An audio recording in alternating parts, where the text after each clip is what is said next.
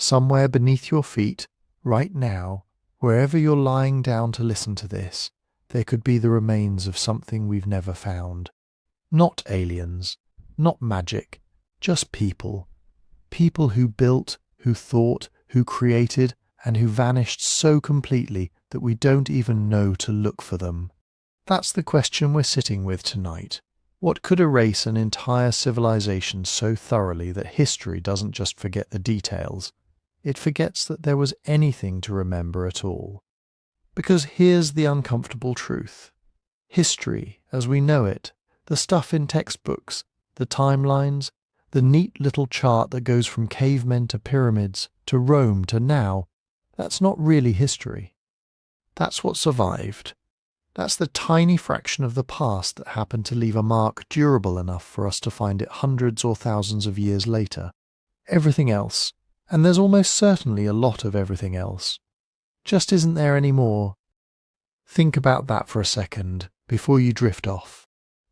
We're about to spend some time exploring the forces that erase things. Time itself grinding stone into sand, oceans swallowing coastlines whole, ice sheets crushing entire landscapes into unrecognizable pulp, fire that destroys almost everything except, strangely, the occasional thing it preserves perfectly. Politics and conquest, where the erasing isn't natural at all, it's deliberate, done by people who wanted the past to disappear. And maybe the quietest eraser of all, the simple fragility of information. Ink fades, paper rots, hard drives die.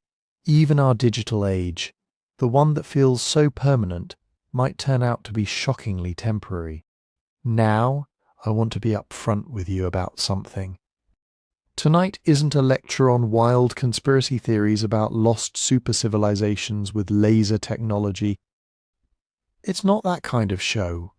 What we're doing is walking the line between what's accepted, verified, sitting in a peer-reviewed journal history, and the genuinely fascinating, still debated, still being argued about edges of archaeology. Sometimes we'll land firmly on solid ground. Sometimes we'll drift into maybe, into possibly, into what if. I'll try to be honest with you about which is which as we go. Because here's the thing that should keep you a little bit curious even as you get sleepy. Archaeologists have a name for this problem. It's called survivorship bias, and it's sneakier than you'd think. We look at what remains, stone temples, buried cities, fossilized bones, and we build our entire understanding of the past around those fragments. But what about everything made of wood, of cloth, of memory, of spoken word? What about civilizations that built brilliantly, but built with materials the Earth simply doesn't keep? If you're listening to this tonight to drift off, that's exactly why I make these. So go ahead, leave a comment. Tell me where you're tuning in from and what time it is right where you are. I love checking in the morning and seeing London at midnight, Tokyo at sunrise, some tiny town in Ohio at 3 a.m., all listening to the same strange, quiet mystery together. So get comfortable, let your eyes get heavy, and let's start asking the question nobody has a full answer to. What keeps disappearing, and why don't we notice until it's already gone? Let's slow down for a second and ask a question that sounds simple but actually isn't. What do we even mean when we say advanced? Because when most people picture an advanced civilization, they picture something like us. Skyscrapers, computers, rockets, but that's a narrow, almost accidental definition, built from where we happen to be standing right now. Archaeologists and anthropologists use a much wider lens. They look at things like infrastructure, how people organize space, roads, canals, buildings that require planning beyond a single lifetime. They look at metallurgy, the ability to extract and shape metals, which requires understanding chemistry long before anyone had a word for chemistry. They look at writing, or at least symbolic systems for storing information outside a single human brain. They look at energy use, how a society captures and directs power. whether that's water wheels, animal labour or oil. And they look at social complexity, hierarchies, specialisation, people whose entire job is something other than finding food. A civilization could be advanced in some of these categories, and almost primitive in others. You could have brilliant social organisation and beautiful oral traditions and still leave almost nothing behind, because none of it required stone or metal. You could have sophisticated agriculture and complex trade networks stretching 1,000 miles, and still vanish from the record because your buildings were made of packed earth and timber. Advanced doesn't automatically mean visible, and that distinction matters more than almost anything else we'll talk about tonight. Because here's the uncomfortable part. The materials that survive are not the materials that mattered most to the people who used them. They're just the ones that happen to resist time. Think about what actually lasts. Stone lasts, especially large worked stone, because it takes enormous force to break it down and even more to make it disappear completely. Fired ceramics last remarkably well too. Once clay is heated past a certain point, it becomes almost chemically inert. A broken pot from 8,000 years ago can sit in acidic soil, get crushed, scattered, buried under sediment, and the fragments will still be there, waiting, recognizable, when someone finally digs down to find them. Certain metals last a long time as well, particularly gold, which barely corrodes at all, and to a lesser extent, copper and bronze, which develop protective patinas that slow decay to a crawl. Now think about what doesn't last. Wood rots. Given enough moisture and the right microorganisms, a wooden structure can be reduced to soil-coloured mush within a few centuries, sometimes faster. Textiles are even more fragile. Cloth, rope, baskets, anything woven from plant or animal fibre generally survives only under very specific, almost accidental conditions. Extreme dryness, like in parts of Egypt or the Atacama Desert. Extreme cold, like permafrost. Or complete absence of oxygen, like waterlogged bogs where the chemistry actually slows decomposition to a near stop. Outside those narrow windows, cloth simply becomes part of the earth again, and it does it quietly, without leaving much of a trace at all. Paper is worse still. Under ideal, sealed, dry conditions, it might survive a few thousand years. Under normal conditions exposed to humidity, insects, mould, sunlight, it can be gone within a human lifetime. Which means that if a society's entire intellectual and administrative life was written on paper, or something like it, the actual content of that civilization's thinking could disappear completely, even if the society itself was enormously sophisticated. So already you can see the shape of the problem. History isn't really a record of what happened. It's a record of what was durable, filtered through an additional layer of what happened to survive the specific conditions of a specific patch of ground for thousands or millions of years. But there's another factor that's just as important as material, and it's one people tend to overlook completely. Maintenance. A huge number of the systems that define a complex society are not permanent achievements. They're processes. They require continuous upkeep to keep functioning. Think about an irrigation canal. The moment people stop clearing it, stop repairing its walls, stop managing the flow, it silts up. Within a few decades, sometimes less, it can be completely erased, filled with sediment, grown over, indistinguishable from natural terrain. Think about a road network. Without regular maintenance, roads crack, wash out, get swallowed by vegetation. Think about something as basic as drainage systems in a city. The instant a population abandons a settlement, water starts doing what water always wants to do, and within a surprisingly short time, entire engineered landscapes can revert to something that looks like it was never touched by human hands at all. This is one of the more sobering realizations in archaeology. Abandonment isn't a gentle pause. It's often closer to a countdown. Give nature 50 years without human intervention in the wrong kind of climate, and a sophisticated water management system, something that might have taken generations of engineering knowledge to build, can be gone. Not damaged, gone, erased in a way that leaves almost no visible evidence it ever existed, unless someone happens to know exactly where and how to look. Which brings us to something archaeologists rely on constantly, whether they say it out loud or not. The idea of a material signature. Every technology, if used at any real scale, leaves behind byproducts, and some of those byproducts are almost impossible to fully erase. Metalworking, for example, produces slag, waste rock left over from smelting ore. Slag is chemically distinct, structurally strange, and it piles up. Even thousands of years later, geologists and archaeologists can identify ancient smelting sites just from these leftover deposits, sometimes buried under meters of soil. Mining leaves signatures too. Extracted shafts, altered mineral deposits, unusual concentrations of specific elements in nearby soil layers. Even air itself carries a memory. When you burn large amounts of fuel, whether it's wood, coal, or something else, you release trace elements into the atmosphere. Some of that settles into ice cores, into lake sediments, into layers of rock that build up one thin band at a time across centuries. If a civilization used enough energy for a long enough period, that usage can, in theory, leave chemical fingerprints in the isotopic record itself.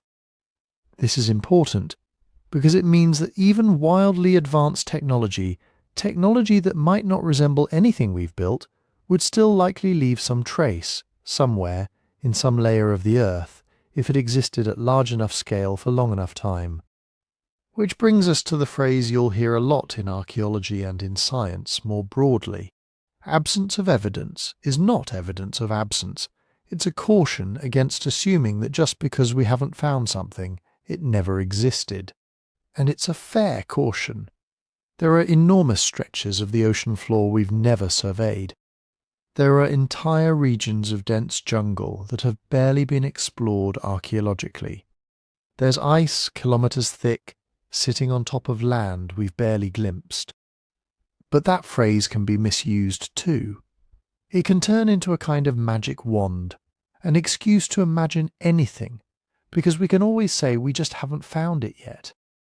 The more honest version of the idea is this: absence of evidence isn't proof of absence, but it can be meaningful, especially when we know what evidence we should expect to find, and we look for it in the right places, and it still isn't there. So that's the baseline we're going to carry with us for the rest of tonight. If a truly industrial-level civilization existed deep in our past, we'd expect certain things. Concentrated metal deposits in unusual configurations, isotopic anomalies in ice cores or sediment layers, unusual chemical signatures suggesting large-scale burning of fuel, possibly altered landscapes that don't match natural patterns. From here on, every eraser we talk about, erosion, oceans, ice, fire, war, collapse, all of it, we're going to test against that expectation. Not to prove that lost advanced civilizations existed, but to understand honestly and carefully what it would actually take for something advanced to disappear so completely that we wouldn't even know to go looking. To understand how something advanced could vanish, we have to zoom out so far that human history almost disappears. Not thousands of years, not tens of thousands, millions, tens of millions. What geologists call deep time. When you look at the planet on those scales, you notice something unnerving. The surface of the Earth is not a museum. It's a conveyor belt. Rock rises, breaks, crumbles, dissolves, washes away, buries and is buried. It melts, rehardens, and starts the cycle again. The continents seem stable only because we live too briefly to see them move. Start with the most basic forces: wind, rain, and chemistry. Every exposed surface is under attack. Rainwater isn't just wet, it's slightly acidic. It reacts with minerals in rock, pulling them apart molecule by molecule. Freeze that water in a crack, and it expands, prying the rock wider, making new surfaces for the next cycle of chemical attack. Wind carries sand and dust that sandblast cliffs, statues, buildings, anything left out long enough. Temperature swings cause expansion and contraction, slowly fatiguing even the hardest stone. If you could accelerate time and watch a mountain range over 10 million years, you'd see it pulse and sag like a living thing. Peaks sharpen, then round off. Valleys widen. Entire ridges fade into low hills and then into plains. Any city, any monument, any engineered landscape built on that stage is just a brief pattern in the dust. As rock breaks down, it becomes soil. But soil isn't just ground up stone. It's a living medium. Plants push roots into microfractures, prying them wider. Fungi and bacteria secrete acids that help dissolve minerals. Tiny organisms eat and excrete and die, building up organic matter that holds water and speeds more chemical reactions. The end result is a dark, crumbly skin on the planet that can grow crops and forests, and also quietly digest buildings. Then there's the constant stirring. Biotubation is the technical term. It just means life mixing the ground. Earthworms, ants, beetles, burrowing mammals, roots growing and rotting. Over centuries and millennia, these tiny mindless motions churn the upper layers of soil. Distinct layers blur, sharp edges soften, a clay floor becomes just one more slightly different band in a column of dirt. Post holes collapse and smear, small objects are dragged up, down, sideways. On human time scales, we talk about layers as if they're crisp and permanent. On geological time scales, the upper metre or two of the Earth's surface is more like a slow, bubbling pot. Anything left in that zone for long enough is likely to be crushed, scattered, and blended until it stops looking like an artifact at all. Water does something similar, but faster and with more violence. Rivers don't stay put. They migrate. They carve new channels, abandon old ones, cut meanders, straighten again. They undercut banks, trigger landslides, spread fresh sediment in floods. To us, a river seems like a fixed feature. To the river, the valley is just a workspace. Imagine a town built on a fertile floodplain. Irrigation canals, fields, stone-lined wells, maybe even masonry walls. Over a few centuries, the river shifts a little. Over a few thousand years, it may abandon its old bed entirely, cut a new course miles away, and dump tens of meters of silt over the old site. Over 1,000,000 years, that entire floodplain can be uplifted, dissected by new streams, or planed down again. From the surface, what you see is just a flat field. To find the town, you would have to know exactly where to look, dig precisely the right depth, and recognize faint changes in soil color and texture as human-made.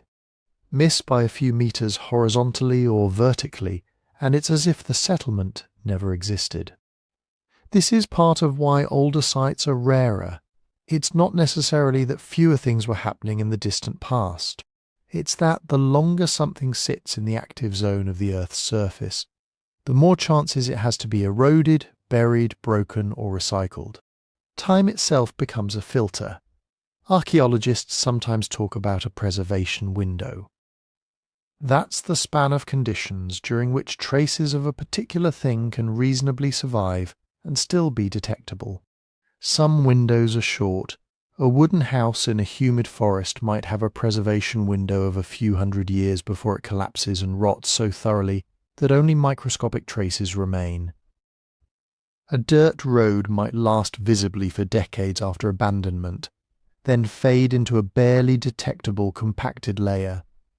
Other windows are longer. A stone temple in a dry climate might stand for thousands of years, even tens of thousands, as long as earthquakes or landslides don't intervene. A fired clay shard, once buried in stable sediment, might endure for hundreds of thousands of years, possibly more if nothing disturbs the layer it's in. But the window is never infinite. Even solid rock gets subducted at plate boundaries, dragged deep into the mantle, melted and reused. Even the most impressive monument is, in the long run, just slightly organized mineral waiting to be randomized. This is where materials and construction methods matter in a different way.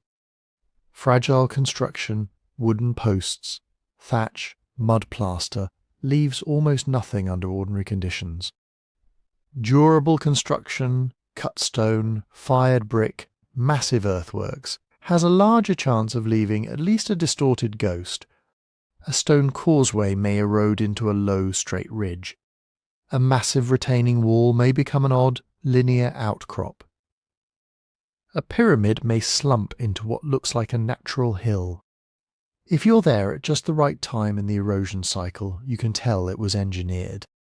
Wait another 100,000 years, and even that distinction may blur. Many of the things we associate with technological sophistication fall on the fragile side. Metals can corrode into unremarkable oxides. Glass can weather, especially in moist or acidic environments, until it becomes a hazy rind blended into surrounding sediment. Plastics break into microscopic fragments that scatter and move with water and wind. Circuit boards, composites, complex machinery, they all depend on fine structures that are easily shredded, dissolved or burned. Some artifacts, in theory, can endure deep time, thick stone with unusual shapes, especially if buried quickly. Ceramics. Large slag heaps from smelting that are chemically distinct from natural rock. Deep, wide mines cut into stable bedrock. Changes in sediment chemistry that point to large-scale burning or industrial processes. But even those are playing against the clock, and against an opponent that never sleeps. On a planet where mountains come and go, oceans open and close, and the crust itself is recycled, the default fate of any trace is to vanish. Not in a dramatic instant, but in a quiet, relentless thinning out, until what once was a world is reduced to a few ambiguous hints in a few lucky places. And that's just the surface. A huge fraction of the human story, if it ever reached beyond what we already know, would have to survive not only erosion, but something even more unforgiving, the rising and falling of the seas. At the height of the last ice age, about 20,000 years ago, the world map looked wrong. So much water was locked up in continental ice sheets that global sea level was more than 100 meters lower than it is today. Coastlines stretched far out from what we know now. Continental shelves that are underwater on every modern map were wide, exposed plains. Britain was not an island. Southeast Asia was not a scatter of peninsulas and archipelagos. There were whole regions now under tens of meters of water that were once dry land where people walked, hunted, camped, and eventually farmed. Geologists can reconstruct that ancient coastline with surprising precision.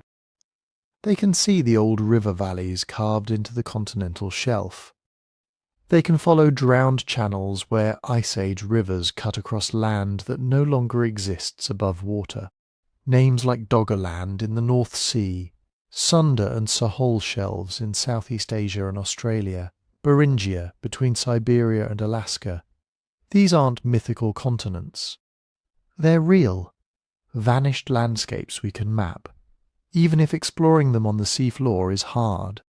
When the planet warmed at the end of the Ice Age, those landscapes didn't disappear all at once. Sea level rose in pulses, sometimes slowly, sometimes in faster jumps, as ice sheets collapsed. Over about 10,000 years, shorelines crept inland, then surged inland. Coastal plains flooded, river mouths moved, estuaries formed where fields and forests had been. Now think about where humans like to live. Even in the present, a huge fraction of the world's population hugs coasts and rivers. Coastlines offer food from both land and sea. Rivers provide fresh water, transport, fertile floodplains. If that's true now with cities and highways and air travel, it was almost certainly even more true when most people moved on foot and lived from the landscape immediately around them. If you were an early farmer, you'd pick low, flat, well-watered land. If you were a fisher hunter-gatherer, you'd camped near tidal zones, river mouths, sheltered bays. Many of the most attractive spots for complex communities, safe harbours, deltas, broad coastal plains, were exactly the places that would be submerged as the seas rose. That means a simple, unsettling thing. A lot of early human infrastructure, from seasonal camps to permanent villages, is now offshore. What happened to it depends very much on where it ended up. The ocean is not one environment. It's a patchwork of zones that treat buried things very differently. In the energetic zone near the shore, the surf, the wave base, the places where storms churn the bottom, preservation is terrible. Waves pick up and drop sand and gravel with enormous force. Anything light is dragged, rolled, ground down. Wood, rope, textiles are shredded and eaten by boring organisms. Stone blocks are toppled, cracked, and tumbled until they look like natural boulders. Metals corrode rapidly in salt water, especially if they're thin or intricately worked. A town that ends up in this zone is more likely to be reduced to scattered, unremarkable rubble than to wait peacefully as an underwater Pompeii. But move a little deeper, into calmer water, and the story changes. In some basins, lagoons, and drowned river mouths, the bottom is covered with fine, oxygen-poor mud, anoxic sediments, as scientists call them. There, the usual decomposers struggle. Wood, bone, and even delicate artifacts can persist for astonishingly long times. Shipwrecks survive with their hulls intact. Ancient harbours preserve wharves, pilings, even cargo. Pollen, seeds, and microscopic traces of human activity accumulate in neat layers. In those settings, the ocean becomes less of a destroyer and more of a vault. Once something is buried in stable, anoxic mud, it can be sealed away from the active, erosive surface world. It's still at risk from earthquakes, underwater landslides, and long-term chemical change. But compared to a windy hillside or a shifting riverbank, deep, still seafloor mud can be relatively gentle. This combination, ruthless surf zone, quiet deep basin, creates a strange archaeological filter. Many coastal sites are likely gone beyond recognition. Some are preserved exquisitely, and almost all of them are extremely hard for us to get to. Underwater archaeology exists, and it has made remarkable finds. But it is expensive, technically demanding and slow. On land, you can survey large areas by walking, digging test pits, or using drones and ground-penetrating radar. At sea, you need boats, sonar, remotely operated vehicles, divers, complex permitting. Bad weather can stop work for weeks. Visibility is poor. Safety risks are high. Every hour of data is costly. As a result, the amount of the seafloor we've examined at anything like archaeological resolution is tiny compared to the land surface. We have high-level sonar maps of many shelf areas, but detailed site investigation is rare. It's as if we had explored only a few narrow corridors on an entire continent and were trying to guess the full history from that. Even so, the glimpses we have are suggestive. Doggerland, the now submerged plain between Britain and mainland Europe, has yielded stone tools, animal bones, peat deposits, even evidence of ancient rivers and lakes.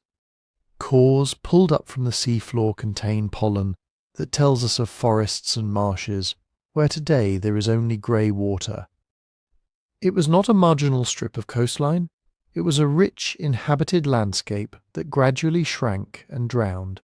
Off the coasts of India, Researchers working near places like the Gulf of Khambat and off Tamil Nadu have found submerged structures, possible harbour works and artefacts that hint at ancient shorelines now meters below the current sea surface.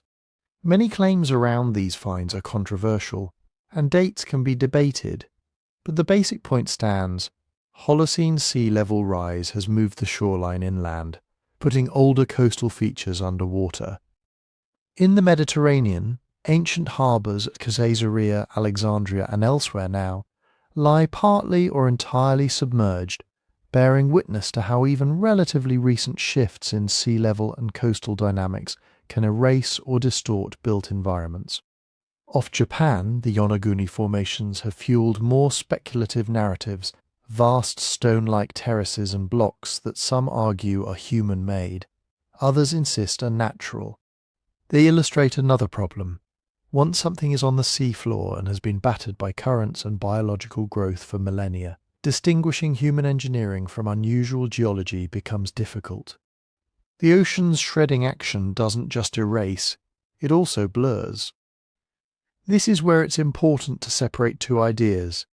One is entirely reasonable, that countless early coastal settlements, fish traps, causeways, and even sizable port towns are now underwater, underexplored and undercounted.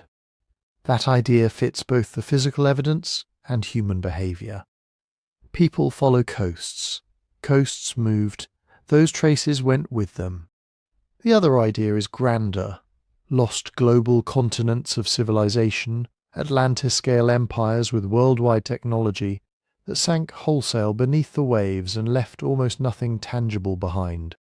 That scenario runs into harder problems. To support global-scale industry, you need resource extraction on land, extensive inland trade routes, quarries, mines, and widespread environmental impacts. Those tend to leave marks not only at the coasts, but far inland and in the geological record.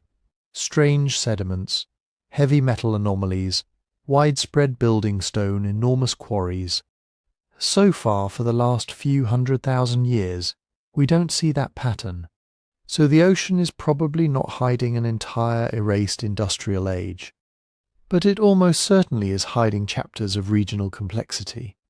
Dense fishing communities, trading ports, coastal cultures that may have practiced agriculture, metallurgy and seafaring at levels we have not yet fully appreciated.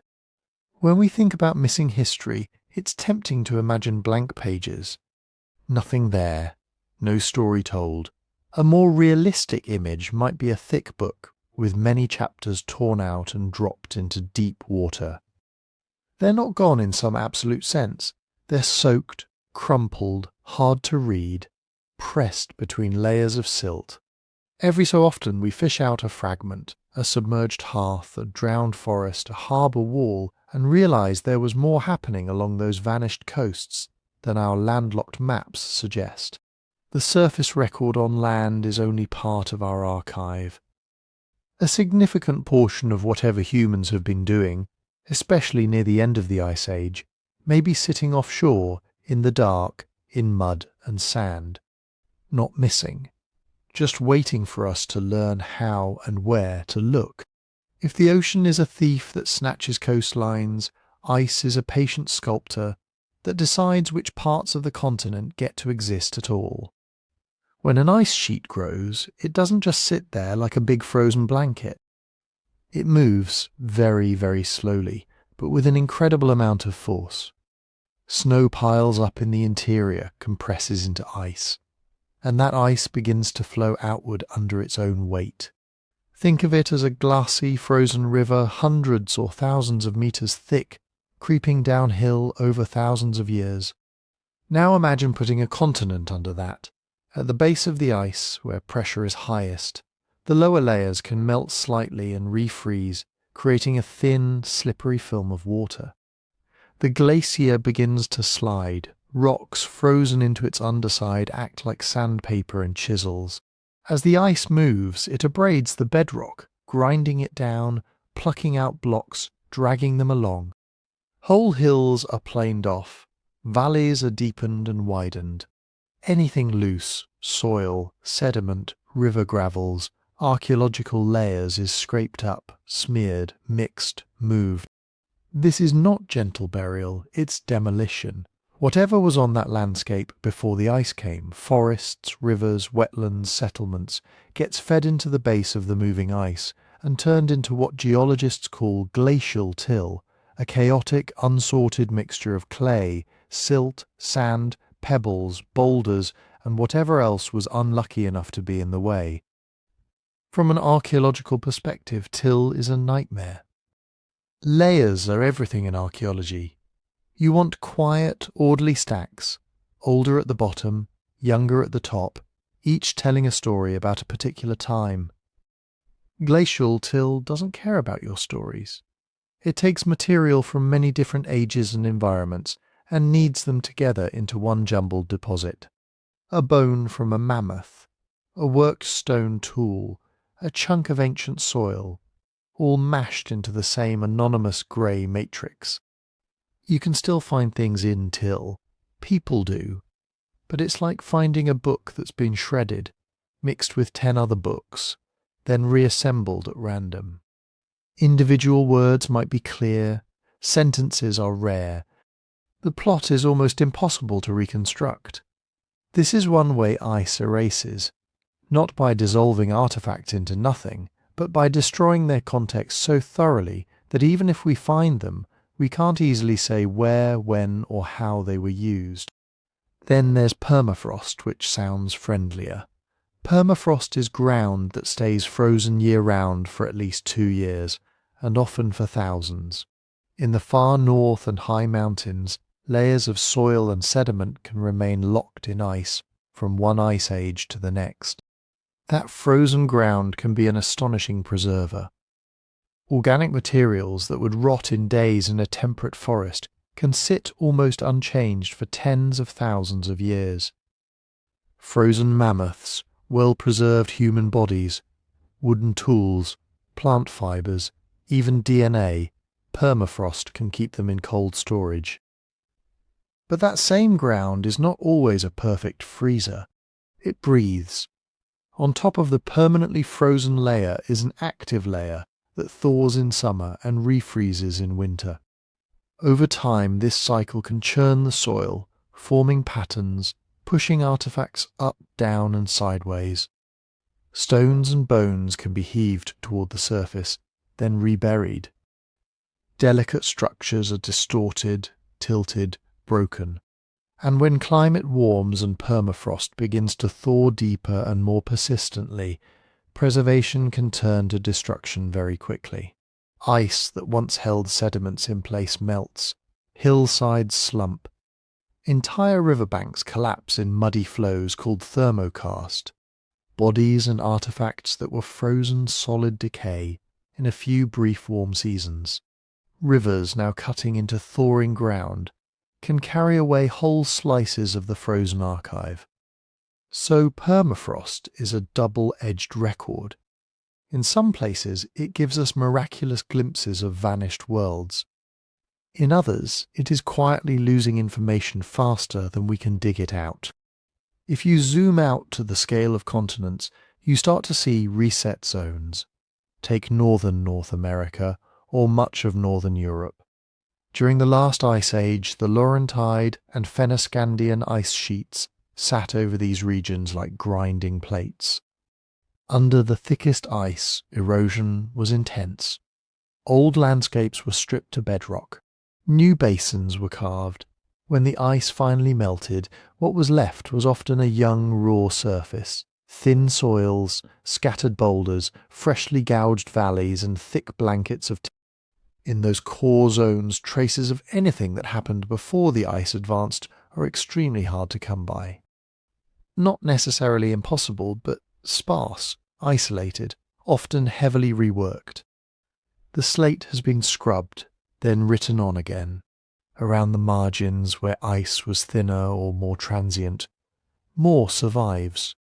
Rock shelters, uplands that stuck out above the ice, deep caves and certain river terraces can preserve older layers. But those are islands of memory in a sea of erasure. And then there's what happens when the ice lets go. As an ice sheet retreats, it doesn't just step neatly backward. It pulses, it halts, melts, surges, meltwater pours off the surface and out from under the ice in catastrophic floods. New rivers are born, old rivers are dammed by glacial debris. Temporary lakes form along the ice front, then suddenly drain, carving gorges and spillways in days that would take normal rivers centuries. The classic winding river valley can be abandoned, filled, sliced open, or completely rerouted. Lowlands may turn into lakes for a while, then infill with sediment and become plains again. Coastlines near formerly glaciated regions shift as the crust, once depressed under the weight of ice, slowly rebounds upward, changing local sea levels for thousands of years. So even after the ice is gone, the ghosts of glaciers keep rearranging the map. What realistically could survive this kind of treatment? Anything on the surface in the central paths of large ice sheets, simple camps, villages, even cities, has terrible odds. Stone foundations can be scraped away or scattered. Earthworks can be flattened, then buried under meters of till. Fine-grained cultural layers, full of artifacts, can be shredded and smeared across kilometers.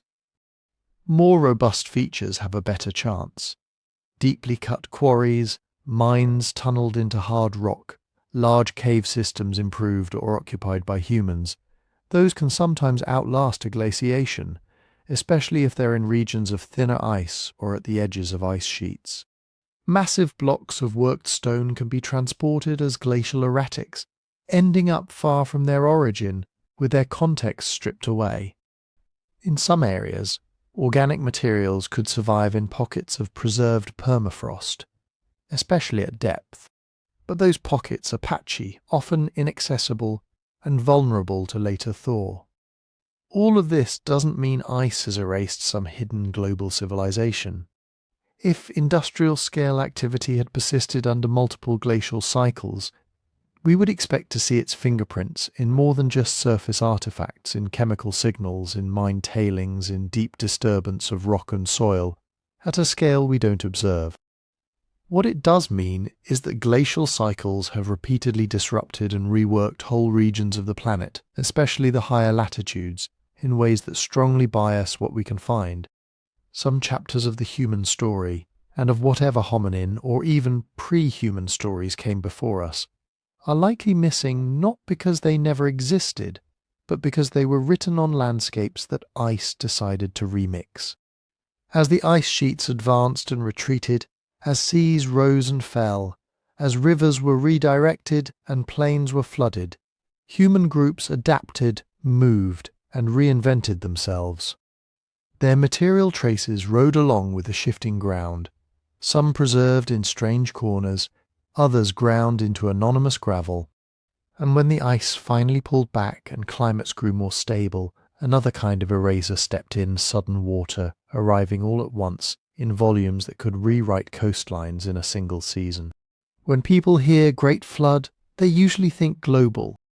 The entire planet drowning at once, mountains disappearing under endless waves, a handful of lucky survivors clinging to a boat while the world resets. But water doesn't work that way very often. What we actually see in the geological and archaeological record is something different.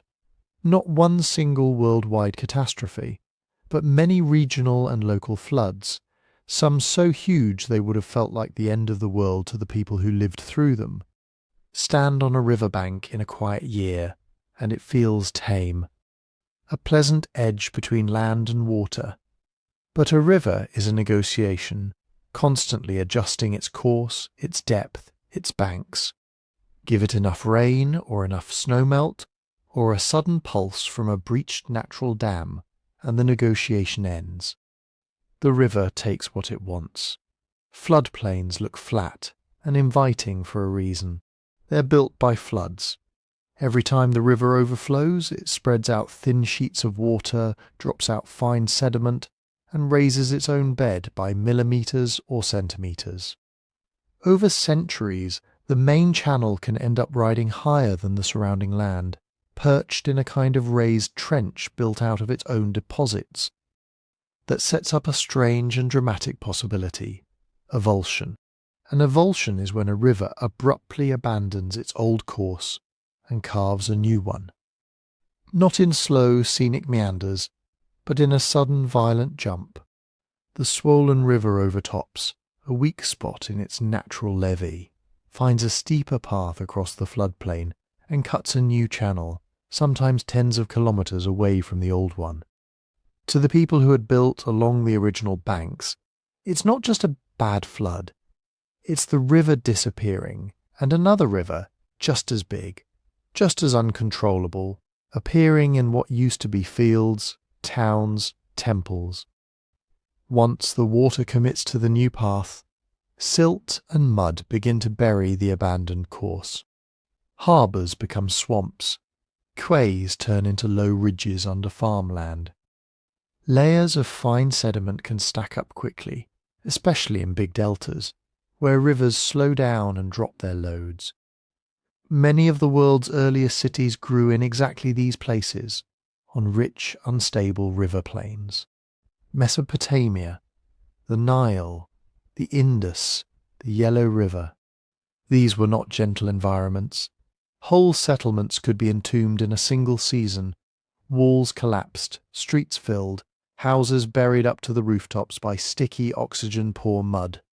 From an archaeologist's point of view, that's both a tragedy and a gift.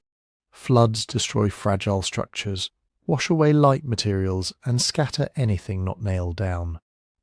But when the water leaves behind thick blankets of silt, it can also seal what's underneath from oxygen and later disturbance.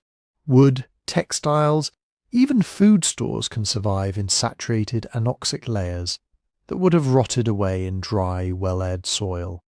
A city drowned in mud can become a time capsule. Coasts face a different kind of threat.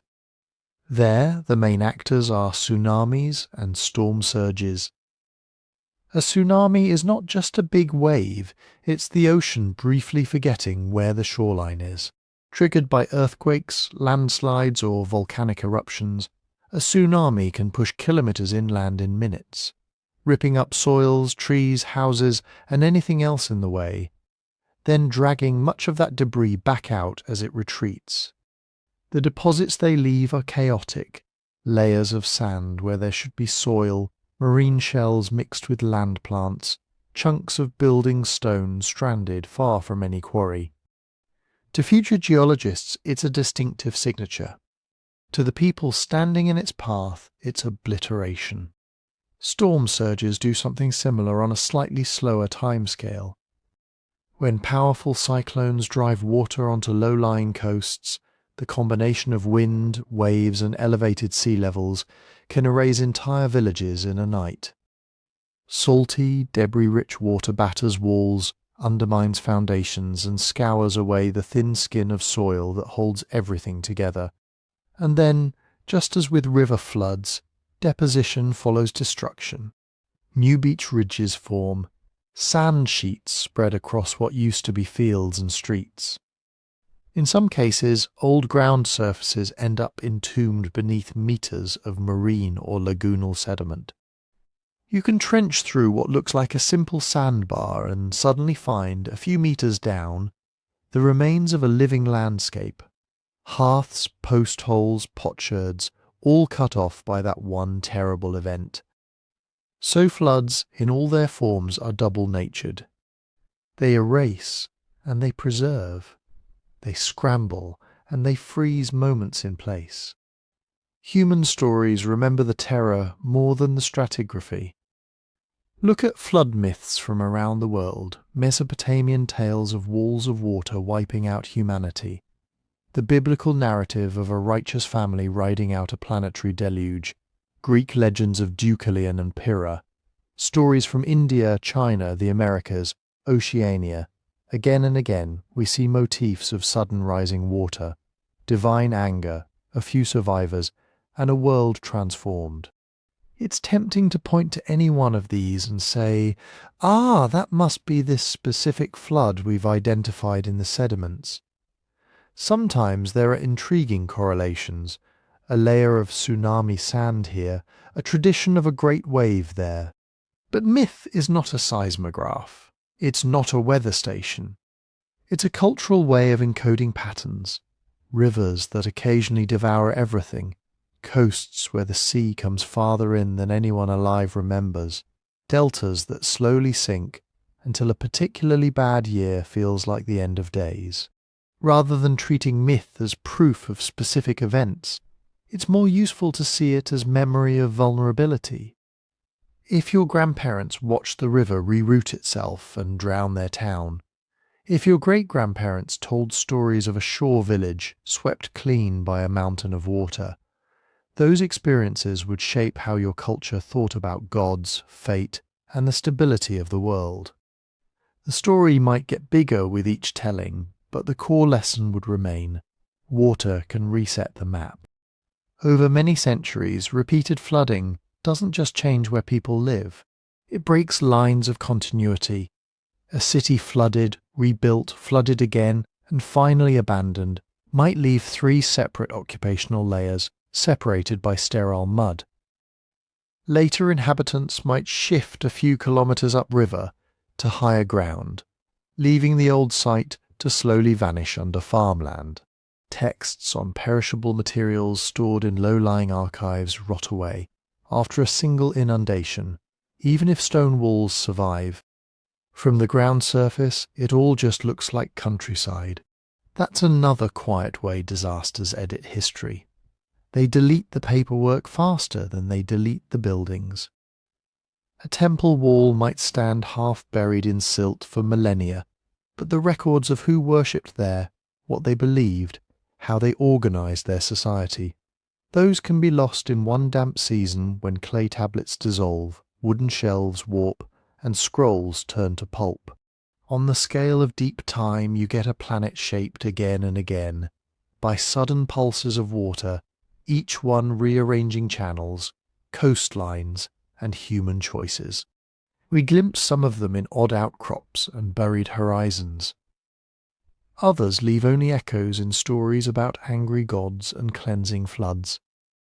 And as we move from water to fire, another pattern emerges. It's often not the stone that disappears first, but the story written on flammable, fragile things. Fire works the same double magic as water.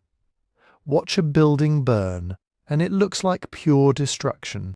Flames roaring through rooms, beams collapsing, smoke carrying everything upward in a black column. It feels final, absolute, but at the microscopic level something more complicated is happening. Most of what humans have used to store information is flammable. Papyrus, palm leaves, birch bark, paper, parchment, wooden writing tablets, cloth banners, wax records, early magnetic tapes, all of it can vanish in minutes in a hot enough blaze. Soot goes up the chimney. The story goes with it. Yet the same heat that destroys also transforms. A basket of stored grain in a cool, dry room will feed rats, sprout, mould, and eventually disappear. The same basket caught in a fast, intense fire might leave behind thousands of tiny carbonized seeds. Burned black, stripped of moisture, locked in carbon, they become stubbornly durable. Bacteria and fungi see them as less appetizing.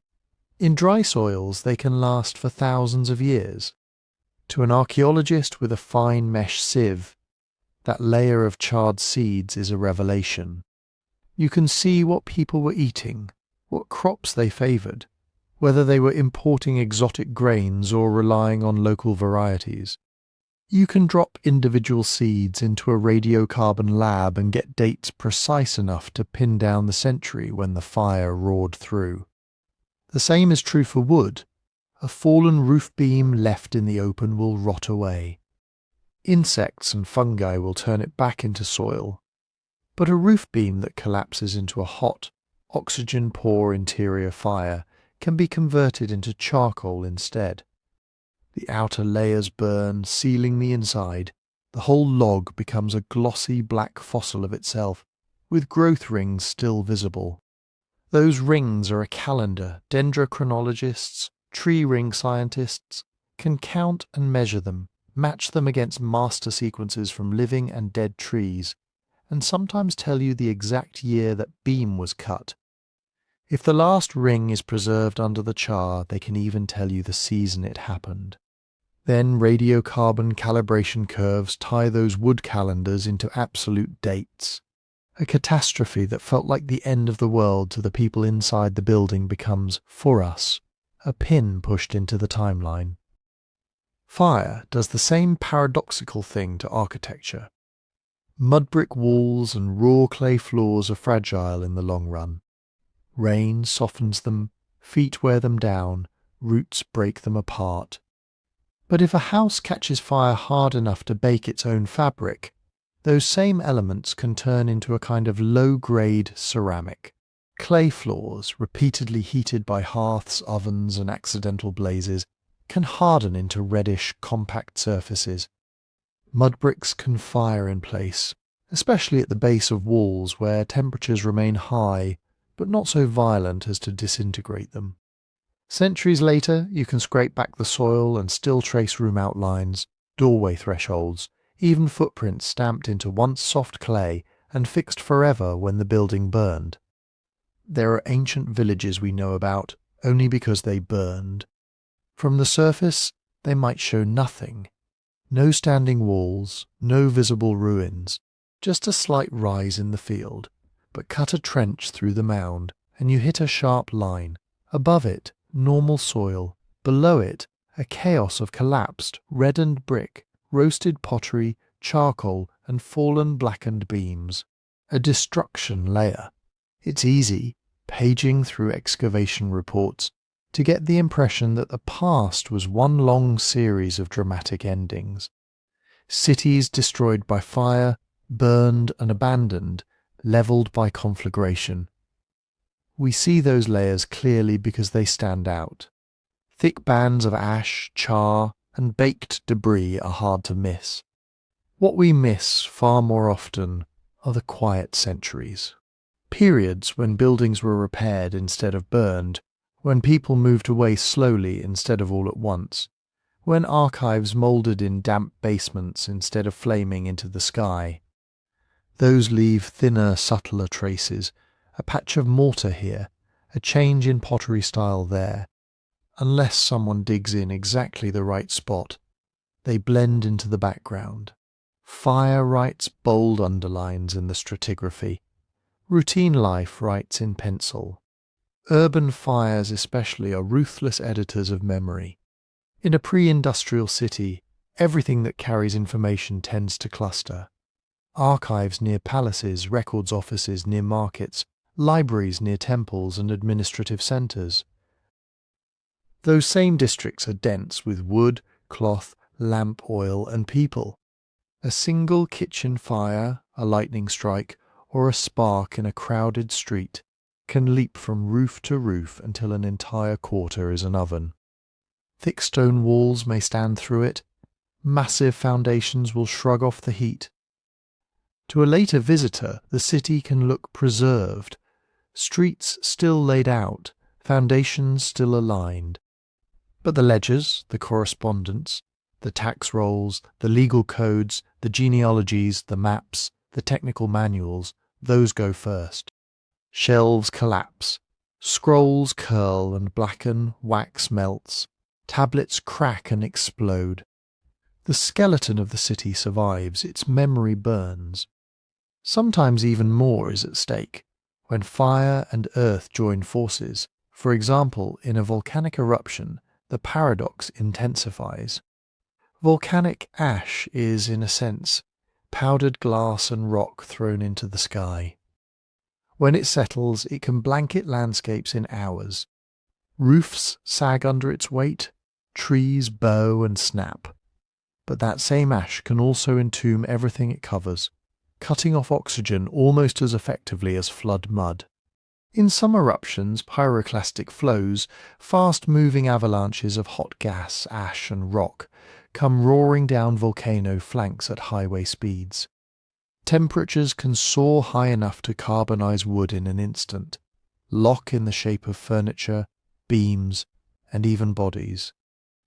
Lahars, volcanic mud flows formed when ash mixes with water, can then sweep through valleys, filling them with a concrete-like slurry that sets around whatever it engulfs.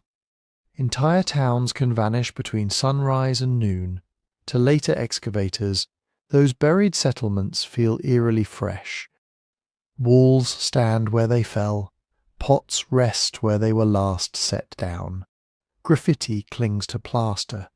Even food on tables can survive as ghostly carbonized forms. The eruption has frozen a moment, but step just outside the ash blanket, and the story can be completely different. Villages that burned but weren't buried leave thinner scars. Communities that evacuated early and dismantled their houses for reuse might leave almost none.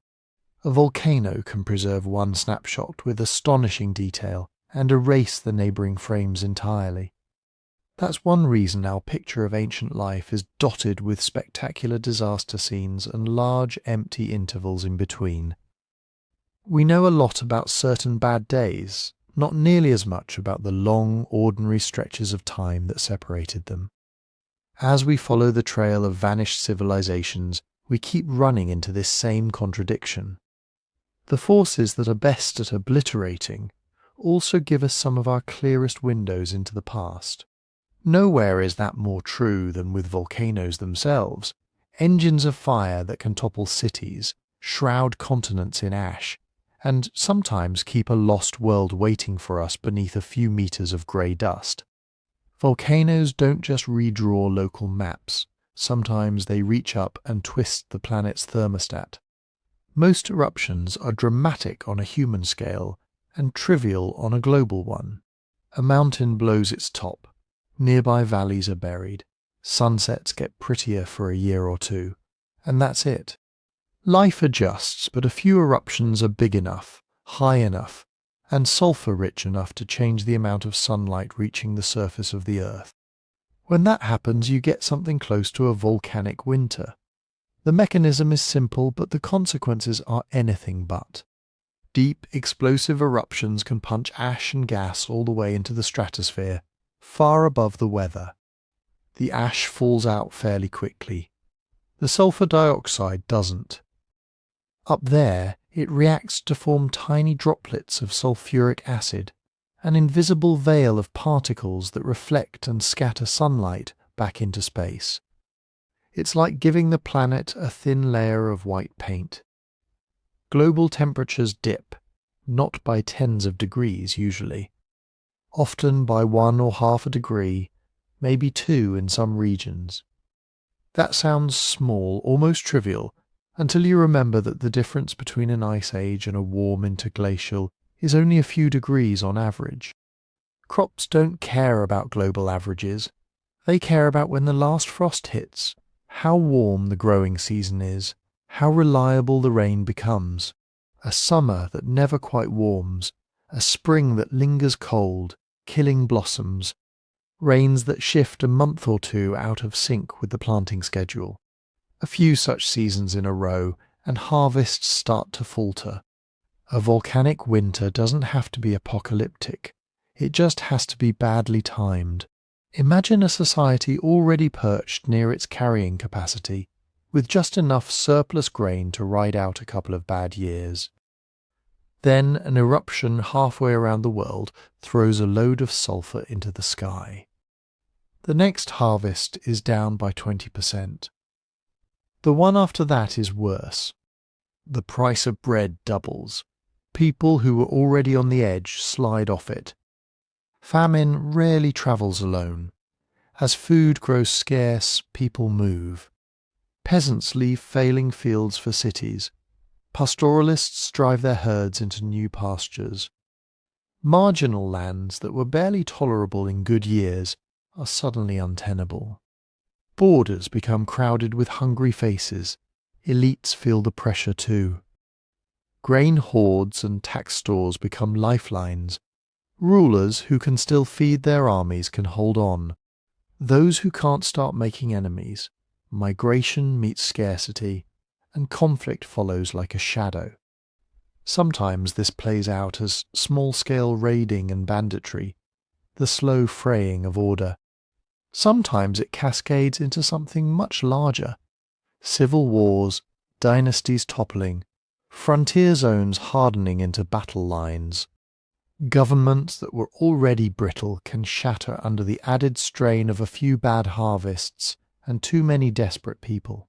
From a distance of centuries, all we might see is a cluster of dates, abandoned settlements, fortifications suddenly built or reinforced, skeletons bearing weapon injuries, coin hoards buried and never recovered. In texts, if we're lucky enough to have them, we read about omens, strange skies, failed crops, barbarians at the gate, kings losing the mandate of heaven. Underneath those stories, there may have been a dusting of volcanic glass in the ice of Greenland or Antarctica, a brief, sharp pulse in the climate record. But the impact of that pulse is never uniform. A cooling event might devastate one region while leaving another almost untouched. A culture heavily invested in a single staple crop might suffer far more than a neighbour with a more diverse food base. Urban poor living on purchased grain feel the squeeze harder than landowners with multiple estates and stocked granaries. Class becomes a climate filter.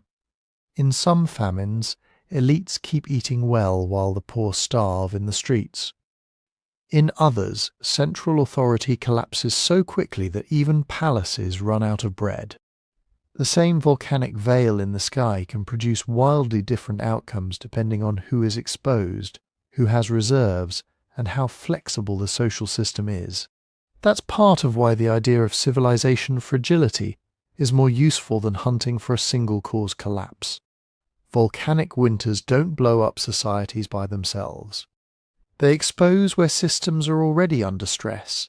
Overextended irrigation projects, rigid tax structures, political factions, religious tensions, fragile trade networks. A wobble in climate becomes the gust of wind that finds every crack in the structure. Sometimes the building creaks and settles. Sometimes it falls. To trace these stories, we lean heavily on paleoclimate proxies, indirect records of past conditions written in the natural world. Ice cores from Greenland and Antarctica preserve year-by-year layers of snowfall. Within those layers are trapped bubbles of ancient air and microscopic particles, dust, ash, chemicals. Scientists can spot sudden spikes in volcanic sulfate, thin, dirty bands that match known eruptions, and even estimate their strength. Tree rings tell a parallel tale. In good years, trees lay down wide rings, in bad years, narrow ones. A sequence of unusually narrow, frost-damaged or drought-stressed rings across many trees in different places suggests a regional or even global climate anomaly. Sometimes those patterns line up neatly with ice core signals. Together, these proxies can say, something big happened here. The world dimmed for a few years. Temperatures fell. Growing seasons shrank. What they can't do is write the human story for us. An ice core doesn't tell you whether a kingdom fell or cleverly reformed its agricultural policy. A tree doesn't record whether refugees were absorbed peacefully into neighbouring lands or massacred at the border. Paleoclimate data gives us timing and magnitude, not motives and decisions. Even the timing can be fuzzy. Matching a layer of sulfate in an ice core to a specific eruption, visible in the geological record, is an intricate puzzle. Dates can shift by a decade or more as chronologies are refined. Tree ring series need to be anchored to absolute calendars. Historical records, when they exist, come with their own uncertainties of translation and local dating systems. So historians and climatologists meet in the middle, arguing over alignments.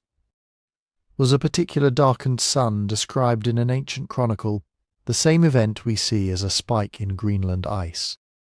Did a dynasty's crisis begin before the eruption, with climate merely deepening a slide already underway? Or are we seeing two unrelated processes that happen to overlap when our dating has a plus or minus of 20 years? These debates matter because they remind us not to tell overly tidy stories. It's tempting to point at a famous eruption, a dip in temperature, and a collapsed empire, and declare causation. Sometimes the link is strong and well evidenced. Other times it's more like a shadow falling across an already cracked wall. What we can say with confidence is that climate shocks, especially those driven by volcanoes, have a special talent for interrupting record keeping. When food is short and armies are on the move, scribes don't always get paid. Palaces burn, archives are looted or simply neglected. Clay tablets are never baked, papyrus rots in damp storerooms as maintenance budgets vanish. A city that once produced neat, yearly annals may leave a long blank where turmoil and hunger reigned. Later, when order returns under a new regime, the history is rewritten from memory and ideology. Gaps are smoothed over, awkward failures are skipped. Whole decades become a paragraph or a myth. From our vantage point, looking back through ice and ash and scattered ruins, a volcanic winter can look like a curtain briefly drawn across the stage. Characters exit, new ones appear. The scenery has changed. The eruption, the cooling, the failed harvests, they were real. But so were all the decisions, injustices, inequalities, and improvised survivals that determined who made it through and whose stories ended without a final line. And every time nature jolts the system like that, we're reminded that what we call civilization is not a solid block of stone. It's a balance, beautiful, precarious, and easily tipped by forces we may not even notice until the harvest comes in light. Climate shocks can dim the sun and starve the fields. But some disasters don't need a season, they only need a few seconds. Shift, grind, slip, deep under your feet. A fault that has been locked for centuries finally lets go. Two slabs of rock, each weighing more than all the cities on their surface, jerk past each other by a few meters. On the surface, that movement becomes a wave in solid ground. We're used to thinking of land as stable, as the reference point for everything else. Earthquakes remind us it's just another fluid, moving too slowly for us to notice until it doesn't. When a large quake hits, the first casualties are almost always our own constructions. Masonry, blocks of stone, bricks, concrete, handles weight beautifully and movement terribly. It loves compression. It hates sideways shaking. During a strong quake, walls designed to stand still suddenly flex, twist, and resonate. The heaviest parts, cornices, parapets, upper stories, start to sway out of phase with the lower ones. Mortar fractures, arches unkey, columns punch through floors. Buildings designed to last centuries can become rubble in under a minute. But the shaking is just the opening act. Modern cities pipe flammable gas through buried lines, store fuel in tanks, and weave electrical grids through every street. When the ground lurches, pipes snap, wires fall, transformers short. Sparks meet leaking gas and spilled oil. Fires blossom in dozens or hundreds of places at once. If water mains and cisterns are shattered, there's nothing to fight them with. The 1906 San Francisco earthquake is a classic example. The ground motion was devastating, but it was the fires, wandering uncontrolled through broken streets and fractured water lines, that finished off much of the city. By the time the flames died down, whole districts were not damaged but erased. Scale that up to a dense pre-modern city built in wood and thatch, lit by open flames, with no organised firefighting beyond bucket brigades. In some historical quakes, the ground shook for a minute. The fires burned for days. And then there's the stranger behaviour. The times when the ground doesn't just shake, but briefly forgets that it's solid. Soil liquefaction sounds like science fiction, but it's just physics meeting the wrong material at the wrong time. Some sediments, especially loose, water-saturated sands and silts, rely on friction between grains to bear weight. When strong seismic waves pass through them, the grains are jolted and rearranged. Water trapped between them briefly takes over the job of carrying the load. Under those conditions, the sediment behaves less like a solid and more like a thick fluid. Foundations that assumed firm ground suddenly find themselves standing on pudding. Heavy buildings tilt, sink, or slide. Underground tanks pop to the surface like corks. Roads ripple, crack, and slump.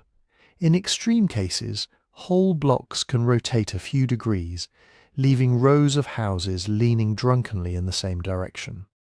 In modern quakes, we've watched multi-story buildings settle until only the top floors remain above ground. Imagining the same process in an ancient port or riverside district isn't difficult. A warehouse quarter, a temple complex, a market, half of it could simply sag and drown in its own soft soil, then be buried by later floods and sediments. If this happens near a coast, or along a major river in a subduction zone, the script can become even harsher. Subduction megathrusts, where one tectonic plate dives beneath another, are among the most powerful earthquake sources on the planet. When their locked interface finally ruptures, the overlying plate can snap upward or downward by several meters across hundreds of kilometers. The vertical displacement of the seafloor pushes up a pulse of water. That pulse becomes a tsunami, so you get a stacked sequence, violent shaking, liquefaction in low-lying sediments, and then, minutes to hours later, a wall of water. The tsunami sweeps through harbours and river mouths, over already fractured quays and half-collapsed buildings. Anything still standing near the shoreline is battered by debris-laden waves. Ships are thrown inland, streets fill with mud, wreckage and bodies. Salty, gritty water invades basements and cellars, saturating whatever hasn't already fallen. For an ancient coastal city, this can be a death sentence. If the harbour is uplifted and left too shallow, or down-dropped and turned into a swamp, trade routes simply move. Surviving inhabitants may abandon the poisoned, jumbled ruins and rebuild on slightly higher, safer ground nearby, or move away entirely. From an archaeological distance that can look like a magic trick. One phase of urban life ends abruptly in a destruction layer, lots of crushed skeletons, tumbled walls, smashed pottery, burned beams. Above it you might expect careful reconstruction.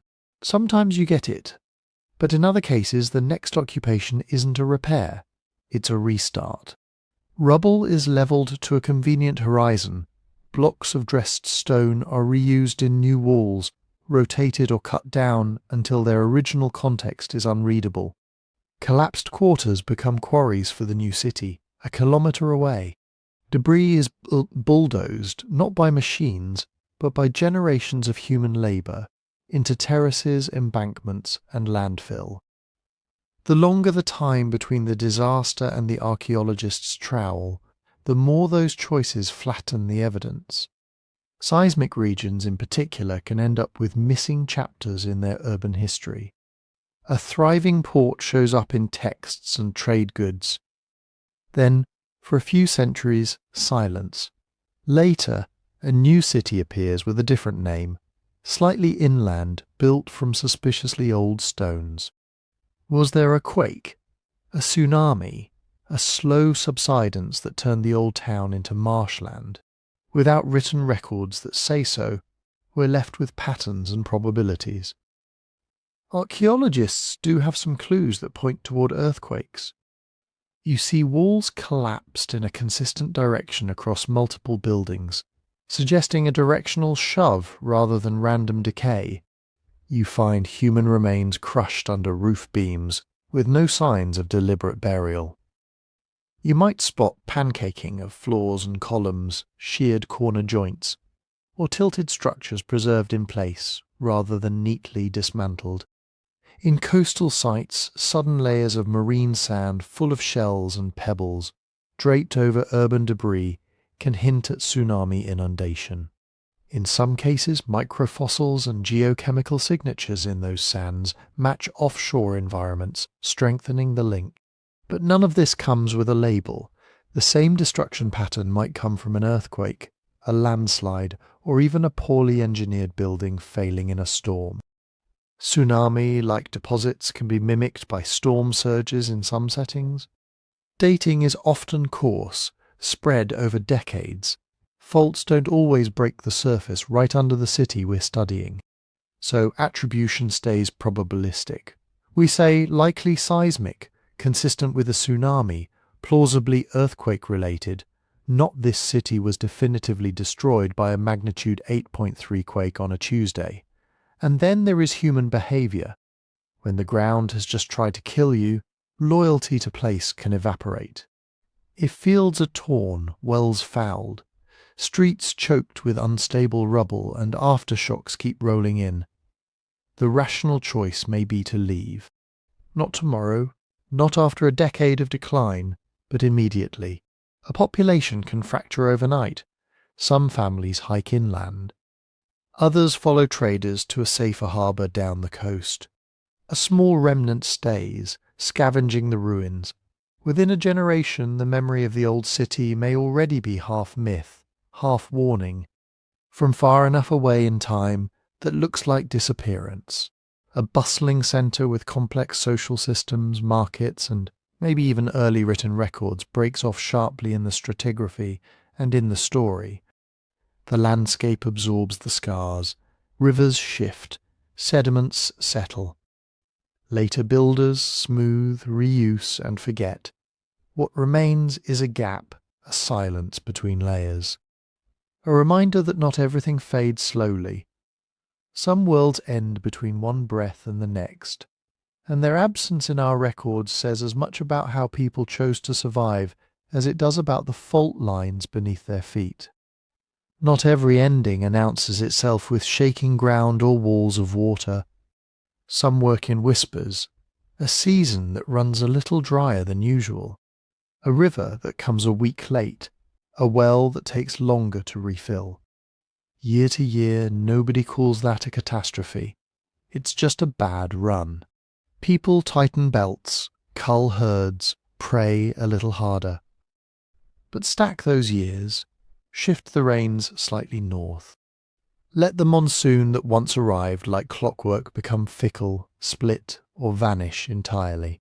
Deep underfoot aquifers that took thousands of years to fill are drawn down in a few generations and never quite recover.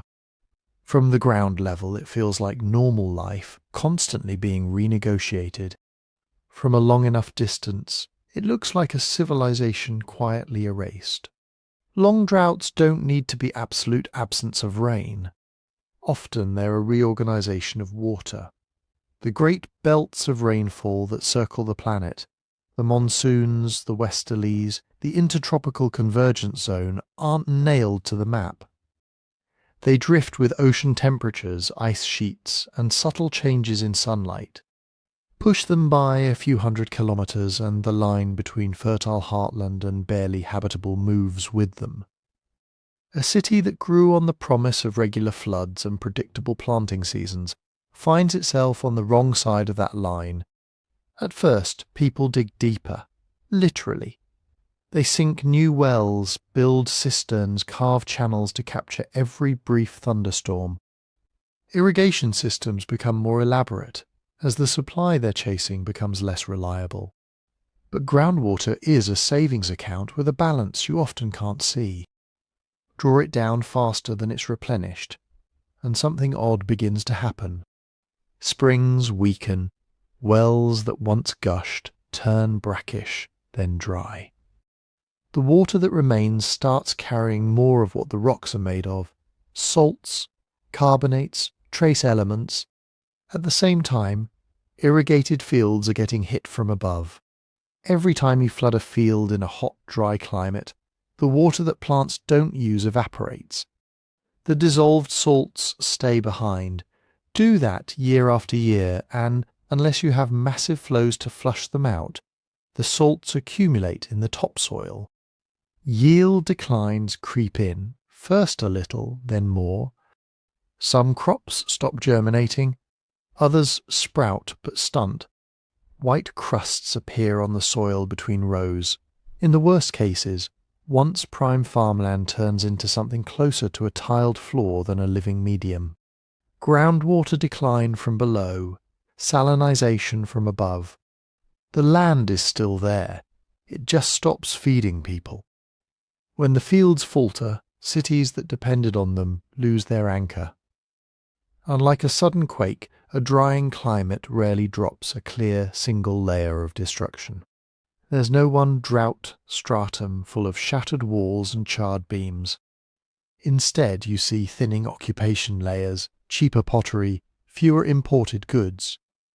Families that can leave do, not as a single dramatic exodus, but as a long trickle.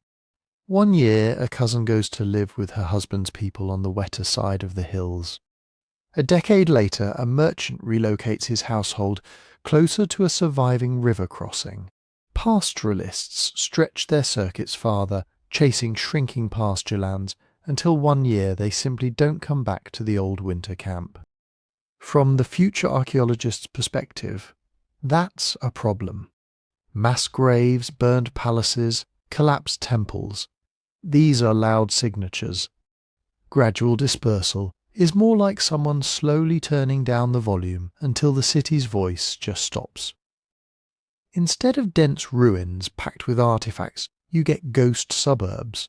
Half-abandoned quarters stripped for building material, repurposed as animal enclosures, then finally left to slump. Later winds sandblast the exposed faces, loess or dust piles into rooms. A millennium on, what's left might be a low, rounded mound with a few stubborn walls barely poking through. Paradoxically, arid regions can be wonderful at preserving objects and terrible at preserving the stories behind them. Dry air slows decay.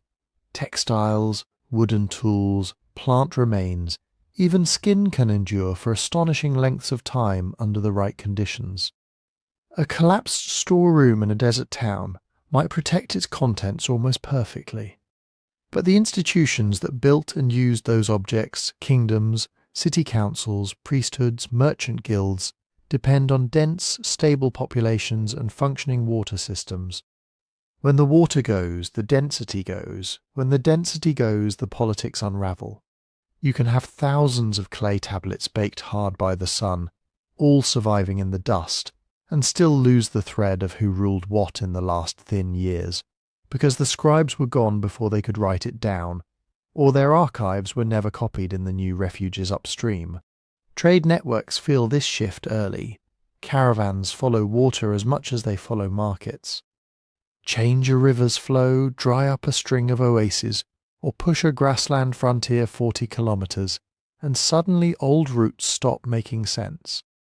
A city that once sat at the crossing of 3 caravan tracks can find itself stranded. The wells in its hinterland fail. The flocks that used to graze nearby move with their herders to new seasonal pastures. Merchants begin to bypass the old hub in favour of a new, wetter node.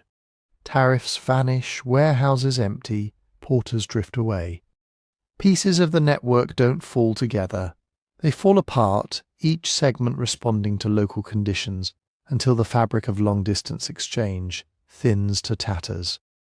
On the human level, this becomes migration stories. People remember that their grandparents came from the dry lands or from the east when the river died or before the Great Hunger. The memory is framed as moral or spiritual, punishment for impiety, reward for obedience, the whim of gods who closed the sky. Over generations, the practical details, the groundwater levels, the failed harvests, the slow march of dunes across fields, dissolve into legend. The old homeland becomes a cautionary tale or a sacred origin. not a failed hydrological regime. For later historians, especially those relying on surviving elite texts, this is where the record blurs. Courts like to record victories, accessions, building projects. They are less enthusiastic about chronicling a century of getting poorer and thinner and more scattered. If a capital quietly downsizes and then relocates upriver, scribes may simply start their annals with a new founding date and a fresh genealogy. The troubled in-between years shrink to a line. In those days there was famine or disappear altogether. From far enough away in time, the transition doesn't look like a slow rearrangement of people and water. It looks like a gap. An earlier power that once ordered canals and taxed harvests is attested in a few inscriptions and broken walls. Then silence. Then, centuries later, a new people with a different language and origin story inhabiting the same latitude. Drought did not smash their monuments overnight. It did something subtler. It unstitched the web of relationships, fields, wells and roads that made those monuments meaningful. And once that web is gone, stone alone doesn't tell us much about who wove it. If deserts can both preserve and erase in this way, there is another environment that does the opposite, one that destroys stone with enthusiasm, yet quietly shelters entire cities beneath a living cloak. In the deep tropics, the problem isn't that nothing survives. It's that everything happens too fast. Heat, humidity, and life form a kind of conspiracy against permanence. Wood swells, warps, and begins to rot almost as soon as it is cut. Fungi bloom in hairline cracks. Termites and beetles move in with industrial efficiency, turning beams and posts back into powder and tunnels. Even stone isn't really safe. In warm, wet air, water seeps into microscopic fractures, dissolving minerals, carrying them away grain by grain. Roots follow those paths, thickening, prying, widening every weakness. Tiny lichens and algae etch the surface, making it easier for the next round of moisture to get in. What looks solid from a distance is, at the microscopic level, under constant assault. Organic matter doesn't linger. Fallen leaves, dead branches, animal remains, all of it is broken down and cycled back into soil with astonishing speed. A wooden house left untended in a tropical forest doesn't sit like a skeleton in the landscape for centuries. In a few decades, it can be reduced to a faint discoloration in the dirt and a scatter of more resistant objects, a jar rim, a grinding stone, an occasional metal tool if the corrosion hasn't eaten that too. On top of this, you have the canopy. From the air, intact rainforest is a continuous, rippling surface of green. It doesn't matter much whether the ground below is bare rock, an eroded hillside, or the ruins of an old temple platform. The treetops flatten the differences into a single leafy horizon. For explorers relying on their eyes or even on early aerial photographs, this is a problem. A stone pyramid 10 meters high, if it has lost its sharp edges and is cloaked in mature trees, can present itself as a slightly raised forested hill. A network of causeways and terraces becomes a pattern of natural ridges and swales. From ground level, it can be worse. Dense undergrowth limits sightlines to a few meters. You walk along what feels like an ordinary slope, unaware that the slope is actually the flank of a buried wall. Termites have rebuilt in the gaps. Roots have knitted the stones into a single mass. Leaf litter has filled every depression, then turned to soil, then sprouted saplings. Low-relief structures disappear especially quickly. A plaza rimmed by low platforms, a series of shallow canals, garden beds raised just a half-metre above the surrounding earth. These don't stand a chance against a few centuries of falling leaves, seasonal floods and shifting roots. The soil level rises, the outlines blur. To an archaeologist with a shovel and a lot of time, the pattern is still recoverable. To a passing surveyor, it's just jungle. For a long time, this meant our map of tropical urbanism was wildly incomplete. That changed when people started shining lasers through the leaves. LiDAR, light detection and ranging, fires rapid pulses of laser light from an aircraft and measures how long they take to bounce back. Most of those pulses hit the canopy, but a fraction find their way through gaps in the leaves and branches all the way to the ground. With enough passes and the right processing, you can strip away the vegetation and see the bare earth surface beneath, like draining an invisible ocean.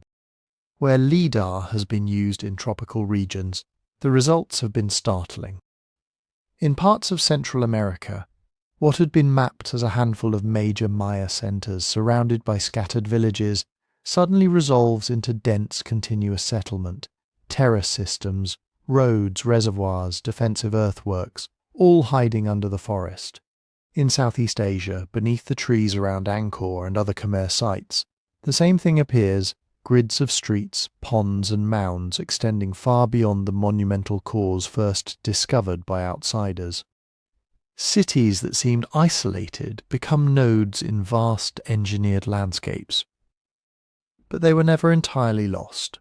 Local farmers, hunters and forest communities often knew of old places, mounds where the soil was different, hills where carved stones protruded, clearings that belonged to the ancestors. Oral traditions folded these sites into stories of spirits, kings or vanished peoples. What was missing was not awareness, but documentation in the languages and frameworks that outside scholars were using. So, to European antiquarians sailing up a tropical river in the 19th century, the jungle felt like a curtain suddenly parting to reveal a forgotten city. To the people already living there, the ruins were usually a familiar backdrop, part of a landscape that had never stopped being inhabited, even if the old urban form had dissolved.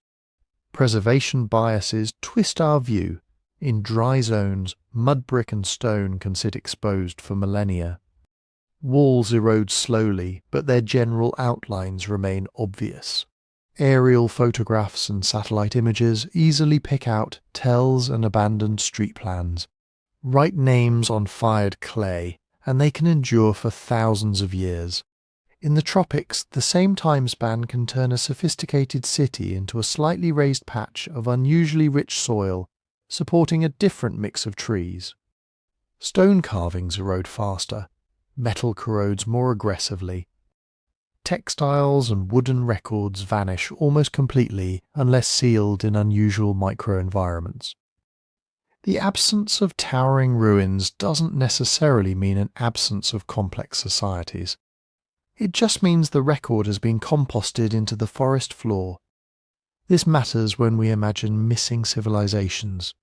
It's tempting to equate "we can see big ruins" with "there was advanced culture here," and we can't see big ruins with nothing much happened. Tropical landscapes break that illusion.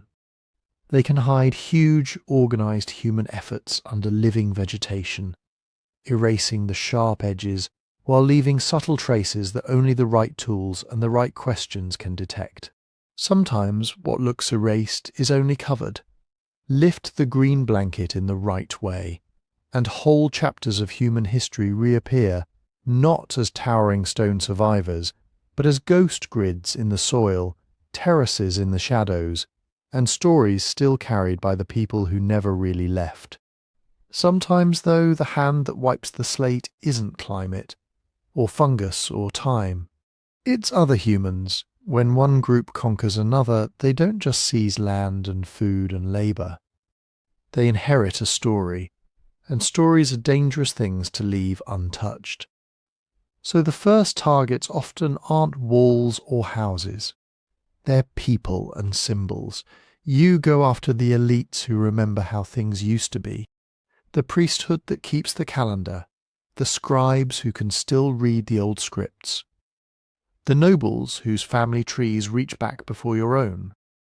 Remove them, and you don't just weaken resistance in the present. You cut the transmission lines that would have carried an older identity into the future. Archives go next, clay tablets, palm leaf manuscripts, bundles of bark paper, rolled scrolls. These are concentrated memory. In a world where making a single book can take months of human effort, a library is a kind of battery, storing decades or centuries of accumulated thought. It's also fragile. Shelves burn, wax melts, strings rot. A torch, a sack of kindling, a few hours of chaos, and generations of careful record-keeping can turn into drifting ash. We have famous examples: the Library of Alexandria, the royal archives of the Maya cities burned by conquistadors and friars, the libraries of Baghdad sacked by invaders more than once. But the vast majority of destroyed archives never had names that survived.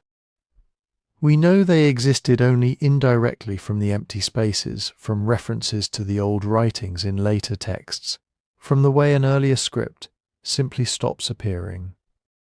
Iconoclasm pushes this even further.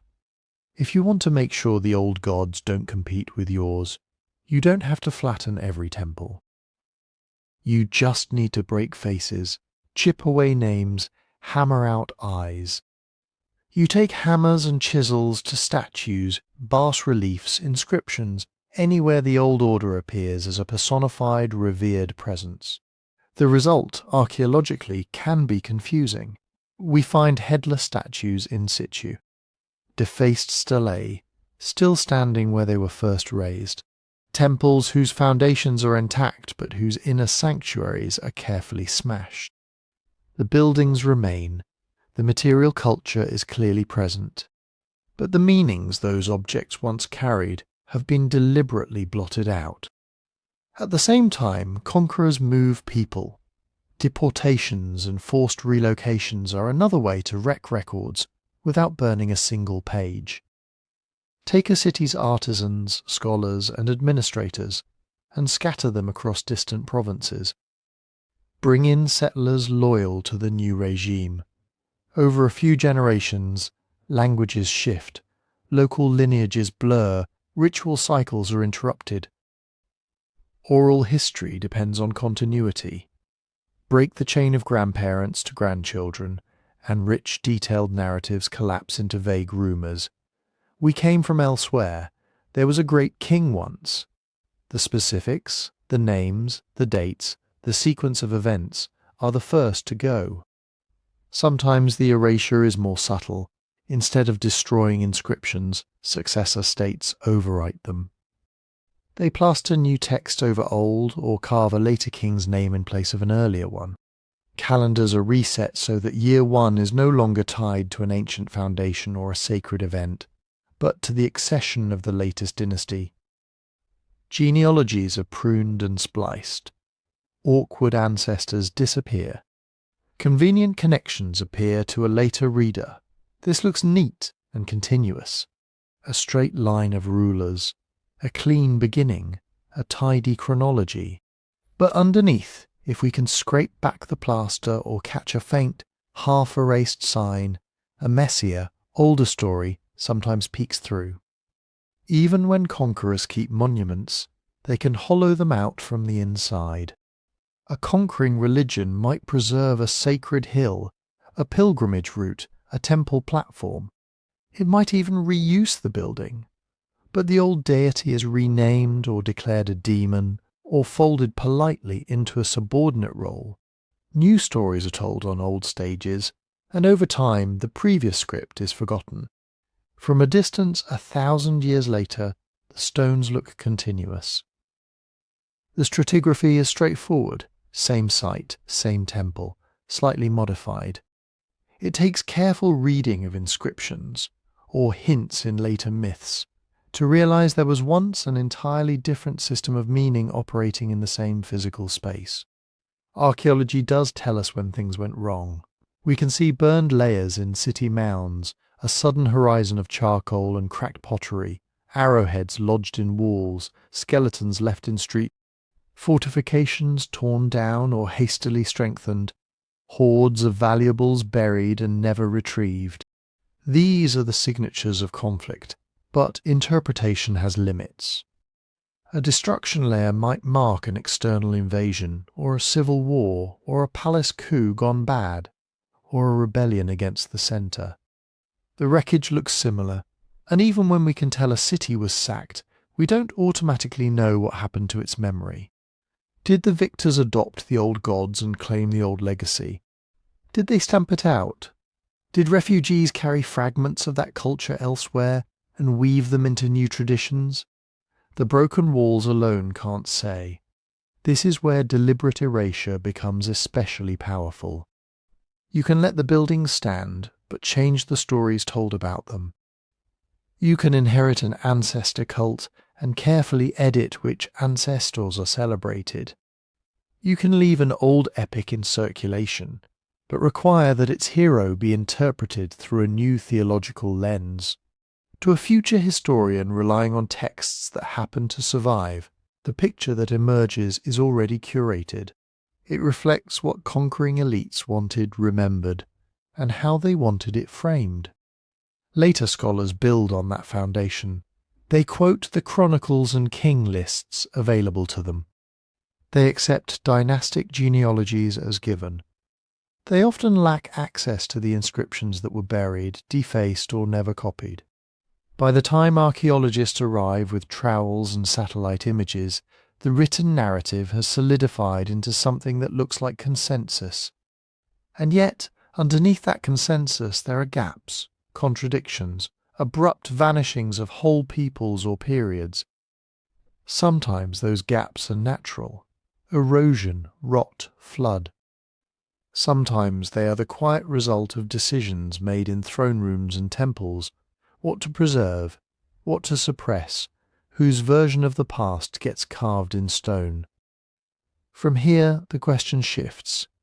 If the stories we inherit are already filtered through conquest and forgetting, how do we tell the difference between a civilization that truly vanished and one whose traces are simply buried under someone else's narrative? To answer that, we have to look not just at ruins and battles, but at how knowledge itself survives, and how easily it can slip through our fingers. Sometimes, though, there isn't even a battle, no invader at the gates, no city on fire, no statues dragged down by ropes. The buildings stay, the streets are still there, the wells still hold water. What collapses is everything that made those stones part of a living system. When historians talk about collapse, they don't usually mean absolute annihilation, some Hollywood scene where the last tower crumbles and the screen fades to black. In the technical sense, collapse is about the loss of complexity. You go from a world with long-distance trade, professional administrators, specialized crafts, written law codes, astronomical observatories, standardized weights and measures, to a world where most people grow their own food, local chiefs handle disputes, and nobody is tracking eclipse cycles anymore. The houses might look similar in plan. People still cook in pots, sleep on mats, grind grain on stones.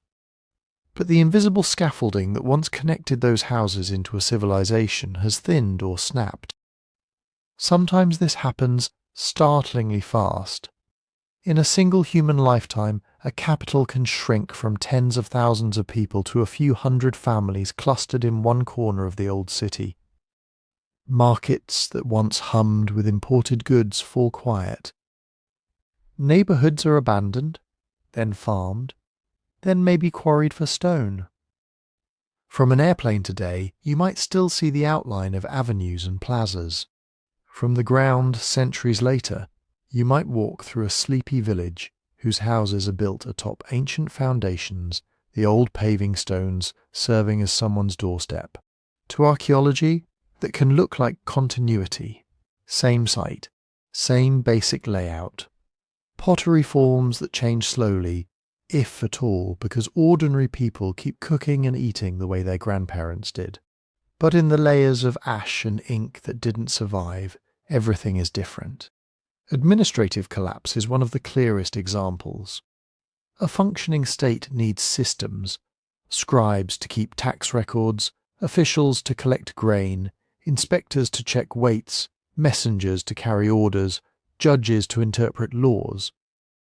It needs roads kept in repair, canals cleared of silt, storehouses guarded and inventoried.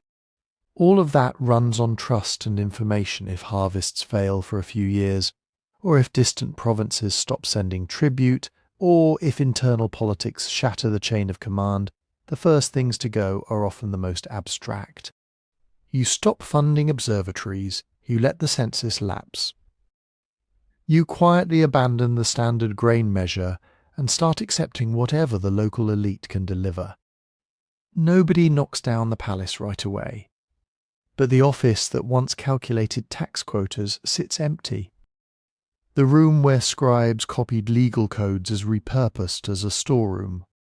The mint stops producing coins with precisely calibrated silver content. Local barter creeps back in. On paper, the kingdom might still exist. In practice, it's become a patchwork of semi-independent regions, each improvising. From the far future, this can look like a dark age, not because people stop living or thinking or building, but because the records thin out. Monumental inscriptions become rare. Dated documents disappear. Chronicle writers fall silent. We see this pattern more than once.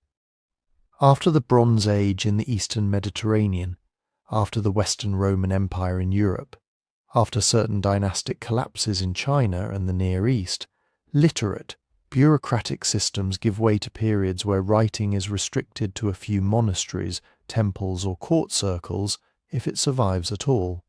The phrase Dark Age says more about our ignorance than about their experience.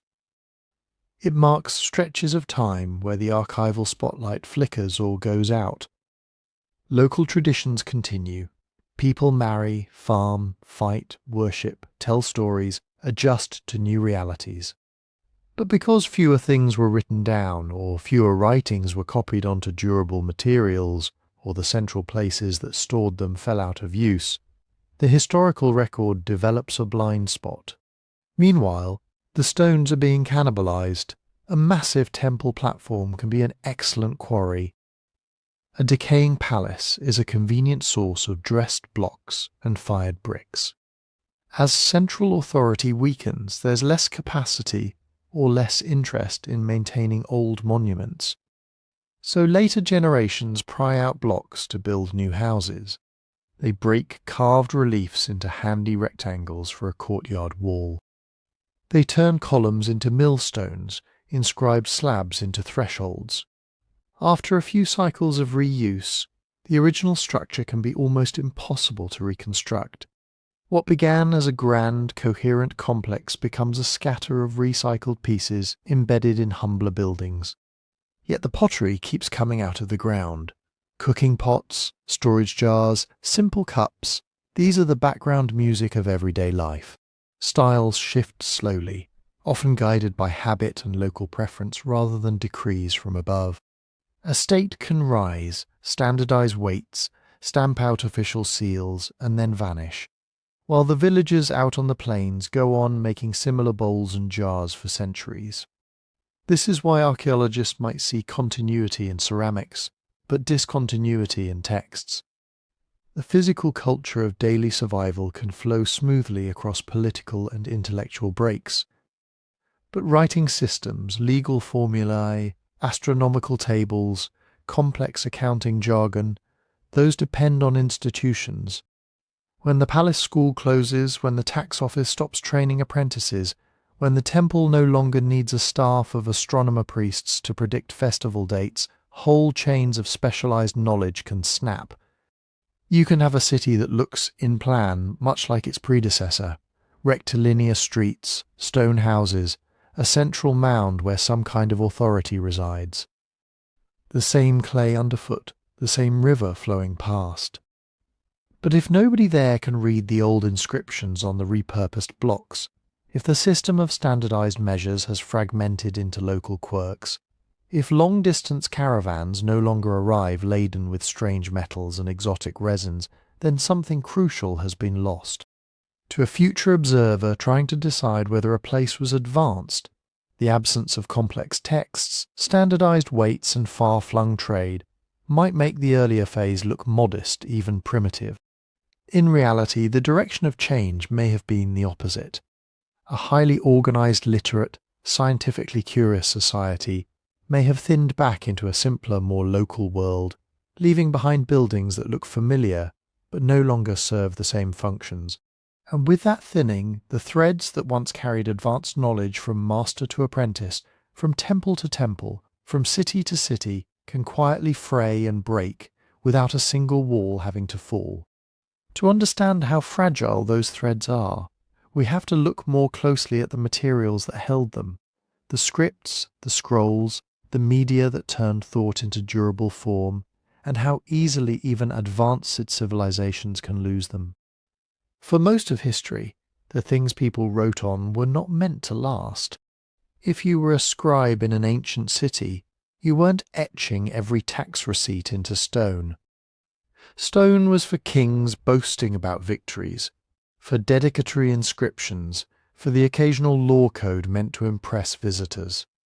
Everyday thinking lived on softer stuff. Papyrus in Egypt, birch bark in parts of India and Russia, strips of wood in China and the Mediterranean, palm leaves in South and Southeast Asia, wax tablets that could be smoothed and reused, leather and parchment where animal herds were plentiful. All of them had one thing in common. They rot, they mould, burn, get eaten by insects, dissolve in floods and crumble in damp air. They survive almost by accident. That's why so much of our written heritage is biased toward weird environments. Dry caves near the Dead Sea, tombs sealed away from oxygen, high, cold desert where bacteria are slow and lazy, clay tablets that were fired, deliberately or in accidental building fires, turning them into ceramics by sheer luck. Change the climate just a little and the record changes a lot. Imagine two cities on the same river, both sophisticated, both literate. One sits in a dry upland valley where winters are crisp and summers are hot but not too wet. The other lies in a humid lowland wrapped in fog, with warm rains drumming on its roofs for months. Over a few centuries, the upland city's papyrus scrolls dry out in sealed jars. Some survive in forgotten storerooms, some in tombs. When a house collapses, the arid air preserves scraps of letters and account books in the rubble. Downstream in the lowland city, ink bleeds, mould blooms in cupboards. Termites eat the wooden writing boards from the inside. Occasional floods soak archive rooms, and carefully stacked bundles of texts turn into pulp. 1,000 years later, an archaeologist might find an entire library in the high dry place, and almost nothing in the lush, fertile lowlands. On paper, it can look like one city was literate, organized and advanced, and the other strangely silent. But the silence is climatic, not cultural. There's another layer to this silence. Even in literate societies, very few people actually read and wrote. In many ancient kingdoms, scribes were a small professional class. Priests who learned astronomical tables, temple administrators who mastered intricate accounting signs, court poets who memorized and occasionally wrote down epics, lawyers who knew the exact phrasing of contracts and land grants. Most farmers, craftsmen, and even many soldiers lived in a largely oral world. They might recognize a royal name or a few numbers. They probably couldn't sit down and copy a complicated text. That concentration of literacy is efficient for a functioning state, but it makes knowledge extremely fragile. If a plague, a war, or a religious reform hits the scribal class, you can lose entire domains of expertise in a generation. If the only people who know how to calculate planetary positions are the priests at one observatory, and that observatory loses funding, you don't just close a building. You cut a thread in the web of knowledge, If the only doctors who can read specialized medical treatises are clustered around one royal court, and that court falls, the books may be looted, burned, or simply left to decay in an unused storeroom. Then there's the copying problem. Perishable texts have to be recopied again and again to survive. Every scroll of papyrus, every bundle of palm leaves, every bark manuscript has a lifespan. Decades, maybe a couple of centuries, if treated gently in a friendly climate. So literate cultures exist in a constant race against decay. Somewhere in a dim room, scribes sit hunched over, copying the old into the new, deciding whether they know it or not, what matters enough to re-inscribe. If that copying chain breaks even briefly, entire literatures can vanish. A library burns. A monastery is sacked. A capital is moved, and the old archive is left behind. A new regime declares the previous dynasty's texts heretical. Or more mundanely, a state simply grows poorer and can no longer support teams of full-time copyists. You don't need to destroy every scroll. You just need to interrupt the renewal process at a few key nodes. And within a few centuries, an enormous body of writing can crumble into dust. Historians argue that the loss of a handful of centres, the Library of Alexandria, the royal archives of various ancient capitals, the house collections of a few philosophically minded rulers, was enough to reshape what we think the ancient Mediterranean and Near Eastern worlds knew. If only one or two copies of a work exist at any given time, the difference between this civilization had advanced mathematics, and they only counted on their fingers, can come down to whether a single shelf survived a single fire.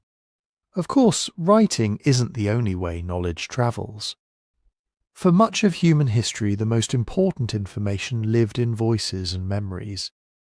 Oral traditions are often incredibly robust. Epic poems tens of thousands of lines long can be transmitted accurately over centuries through performance and training. Genealogies, law codes, theological arguments, detailed navigational knowledge, entire intellectual worlds can be maintained without ink. What oral systems excel at is meaning, pattern, and story. They're very good at preserving frameworks, who we are, who our ancestors were, the right way to divide land, the sequence of rituals, the shape of the coastline, the stars to steer by. Where they struggle is with dense, exact technical detail, long strings of numbers, step-by-step experimental protocols, precise geometrical proofs, complex tables of correspondences where a single digit matters. You can pass down "this plant heals fever" with high fidelity. Passing down "boil this plant for exactly 17 minutes at this temperature, then combine with 3 other ingredients in these ratios" is harder without some form of external memory. So oral cultures often keep the spirit of a technique, while the fine-grained optimization erodes. The ritual survives, the original engineering behind it blurs. This leads to a haunting possibility. What if a society keeps most of its population alive, its languages intact, its cities even partially occupied, but its information systems collapse? Call it information collapse. Not a die-off of bodies, but a die-off of texts, training lineages and technical recipes. You can have a world where people still farm the same fields, still walk the same roads, still worship in the same sanctuaries, but no one remembers how to read the older script carved into the doorway. A world where metal is still worked, but the finest techniques of tempering and alloying have been lost because the last masters died before taking apprentices. From the outside, from a distance in time that can make the earlier phase of the culture look surprisingly simple. If all you find are a few durable inscriptions with royal names and prayers, if the mathematical tables and engineering notebooks were all on papyrus that turned to compost, the society that produced stone aqueducts, precise calendars, and complex legal codes might look, in the archaeological record, like a place that mostly carved dedications and told myths. The missing texts flatten their world. We see their walls, their pots, their tools, but not their theories, their arguments, their internal debates about ethics or cosmology or engineering. And so a civilization that may have been wrestling with higher mathematics, sophisticated medicine, and detailed astronomical modelling can appear, in our reconstructions, as a culture of simple farmers with a few nice temples, merely because its primary data storage was vulnerable to humidity, insects, and a few unlucky fires. To understand how unfair that picture can be, we have to look at our own blind spots, the ways our methods of discovery, our funding choices, and sheer happenstance decide which fragments of the past we ever see. Archaeology, for all its careful methods and advanced tools, is not a neutral, all-seeing eye scanning the past. It's more like groping around in a dark warehouse with a dim flashlight, while someone else decides which shelves you're allowed to look at, how long you can stay, and how much battery you get. Start with access. The entire surface of the Earth is not equally available to archaeologists. Some countries tightly control research permits. Some regions are militarized zones.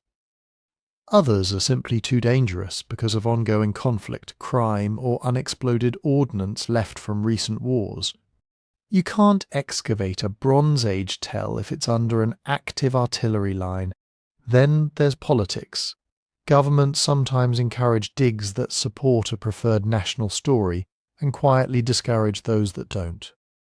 Funding appears for sites that can be turned into tourist attractions or that reinforce a heroic narrative of ancient origins. Less glamorous periods, inconvenient findings, or foreign teams working on sensitive ground may find the bureaucratic gates mysteriously closed. The past is not just what happened, it's also what is allowed to be dug up. And digging is expensive. Archaeology is slow, painstaking work done by humans with trowels, brushes, and laptops. Ground-penetrating radar and satellite imagery help, but they don't replace months or years of labour on the ground. Every trench, every core sample, every radiocarbon date costs money. Universities and museums don't have infinite budgets. Grants get written to study certain questions at certain famous sites. Whole continents, whole time periods, get a tiny fraction of the attention given to a handful of marquee locations. This creates a sampling problem. We're not drawing random samples from the planet's history. We're cherry-picking, unintentionally, based on where it's safe, where it's fashionable, where it's fundable, and where someone with influence has decided to care. Meanwhile, the modern world is bulldozing the past faster than we can record it. Urban expansion cuts through ancient layers. Highways slice across buried settlements. Farming with heavy machinery chews up archaeological deposits, mixing centuries of history into a blurred, churned layer. Developers sometimes call in archaeologists for rescue excavations before construction. Sometimes, other times, deadlines and budgets win, and whatever was there is simply scraped away. Then there's looting, poverty, conflict, and demand from collectors produce a quiet, ongoing catastrophe. Tombs are emptied with shovels and dynamite. Stratigraphy, the delicate layering that tells us which object comes from which moment in time, is destroyed in hours. An artifact ripped from its context becomes like a sentence torn from a book and dropped on a table. It might still be beautiful, it might still be real, but its meaning, its place in the story is largely gone. Even when we do find things, we often find them by accident. A farmer in China digging a well hits the terracotta army. A construction crew in Mexico City uncovers an Aztec temple under a colonial building. A road project in Britain happens to clip the edge of a Roman villa. Each of these discoveries reshapes our map of the past. But notice what that implies. Our map depends heavily on where modern people happen to dig holes for entirely unrelated reasons. Where there is intense modern construction, we tend to know more about the deep past. Where development has been sparse or where the land use doesn't involve deep foundations, entire regions can look empty in the archaeological record simply because no one has cut down to the right layer yet. Add another distortion: taphonomy. Taphonomy is the study of how things decay, survive, or get altered between the moment they're abandoned and the moment we find them. Some environments are taphonomic sweet spots: dry caves, frozen tundra, waterlogged anaerobic bogs. These can preserve wood, textiles, even flesh for astonishing spans of time. Those environments are heavily overrepresented in our data. We know a lot about people who lived in deserts, in caves, in certain kinds of river valleys. We know less about those who built in humid tropical lowlands, in deltas that keep flooding and shifting, on coasts now drowned by rising seas. It's not that fewer stories were lived there, it's that their material traces rot, rust, and wash away more efficiently. Even when something does survive and is excavated, our ability to date it is not perfect. Radiocarbon dating, thermoluminescence, optically stimulated luminescence, all of these are powerful tools, but each comes with error bars, contamination risks, calibration problems. We revise timelines constantly as methods improve. A layer once dated broadly to around 3000 BCE might, with better calibration curves and more samples, be shifted earlier or later by centuries. Entire interpretive frameworks, who invented what first, who influenced whom, can swing on those adjustments. So our picture of the past is not only partial, it is moving, like a photograph we keep redeveloping in higher resolution. This brings us to a key principle: extraordinary claims require extraordinary evidence.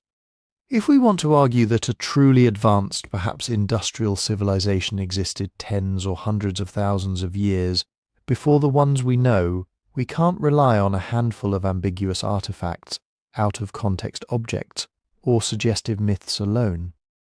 We would need converging lines of evidence, stratified sites with clear dates, consistent toolkits, large-scale constructions, geochemical signatures of industry, changes in sediment layers that can't be explained by natural processes alone. We would need multiple sites in multiple regions telling the same story. That's a high bar. It should be, not because such a civilization is impossible in principle, but because our data are already fragile and biased. When the signal is faint and the noise is loud, skepticism is a form of respect for the complexity of the problem. At the same time, skepticism cuts both ways. The absence of evidence in a few well-studied regions is not evidence of absence everywhere, for all times, under all climates. It mostly tells us where we haven't looked, or where nature has been especially good at cleaning up. Realistically, many missing things in human history are not mysterious erasures engineered by some cosmic censor. They are simply unexcavated, undiscovered, or already destroyed before anyone knew to care. Huge portions of the ocean floor of deep alluvial plains, of thick urban deposits lie untouched. Whole chapters of the human story, and whatever came before us, if anything did, may be sitting there in the dark, waiting for a trench, a drill core, or a new kind of sensor to pass overhead. To ask how an advanced civilization might vanish, we have to hold two thoughts at once. Our current picture is wildly incomplete, shaped by accidents, money, and mud. And yet, within that incompleteness, we still know enough about how matter behaves, how landscapes change, and how human societies leave traces to sketch the outlines of what could and could not plausibly disappear. To push that thought experiment further, we have to turn from the past to a mirror, our own civilization, and the geological fingerprints we're leaving behind right now. So imagine we roll the clock forward, not 1,000 years, not 10,000. Imagine looking back at us from 10 million years in the future. The continents have shifted a little. Mountain ranges have worn a little lower. Ice ages have come and gone. If some curious mind in that far future asked, was there ever an industrial civilization here? What would the planet itself offer as an answer? Start with the obvious scars. Industry is hungry. It moves more rock and soil than rivers do. Open pit mines, strip mines, quarries, tailings piles, these are not delicate things. They flatten hills, carve giant bowls into bedrock, rearrange entire watersheds. Most of that landscape gets softened over time. Slopes slump. Vegetation creeps back. But the underlying disturbance, unnatural terraces cut into solid rock, deep pits filled with different kinds of sediment than the surrounding area, can persist in the geological record as strange layered anomalies. The same goes for slag. Every time ore is smelted, you get waste. Glassy, dense, chemically odd material. Slag heaps are, in a way, artificial rock formations. They don't look like any natural lava or sandstone.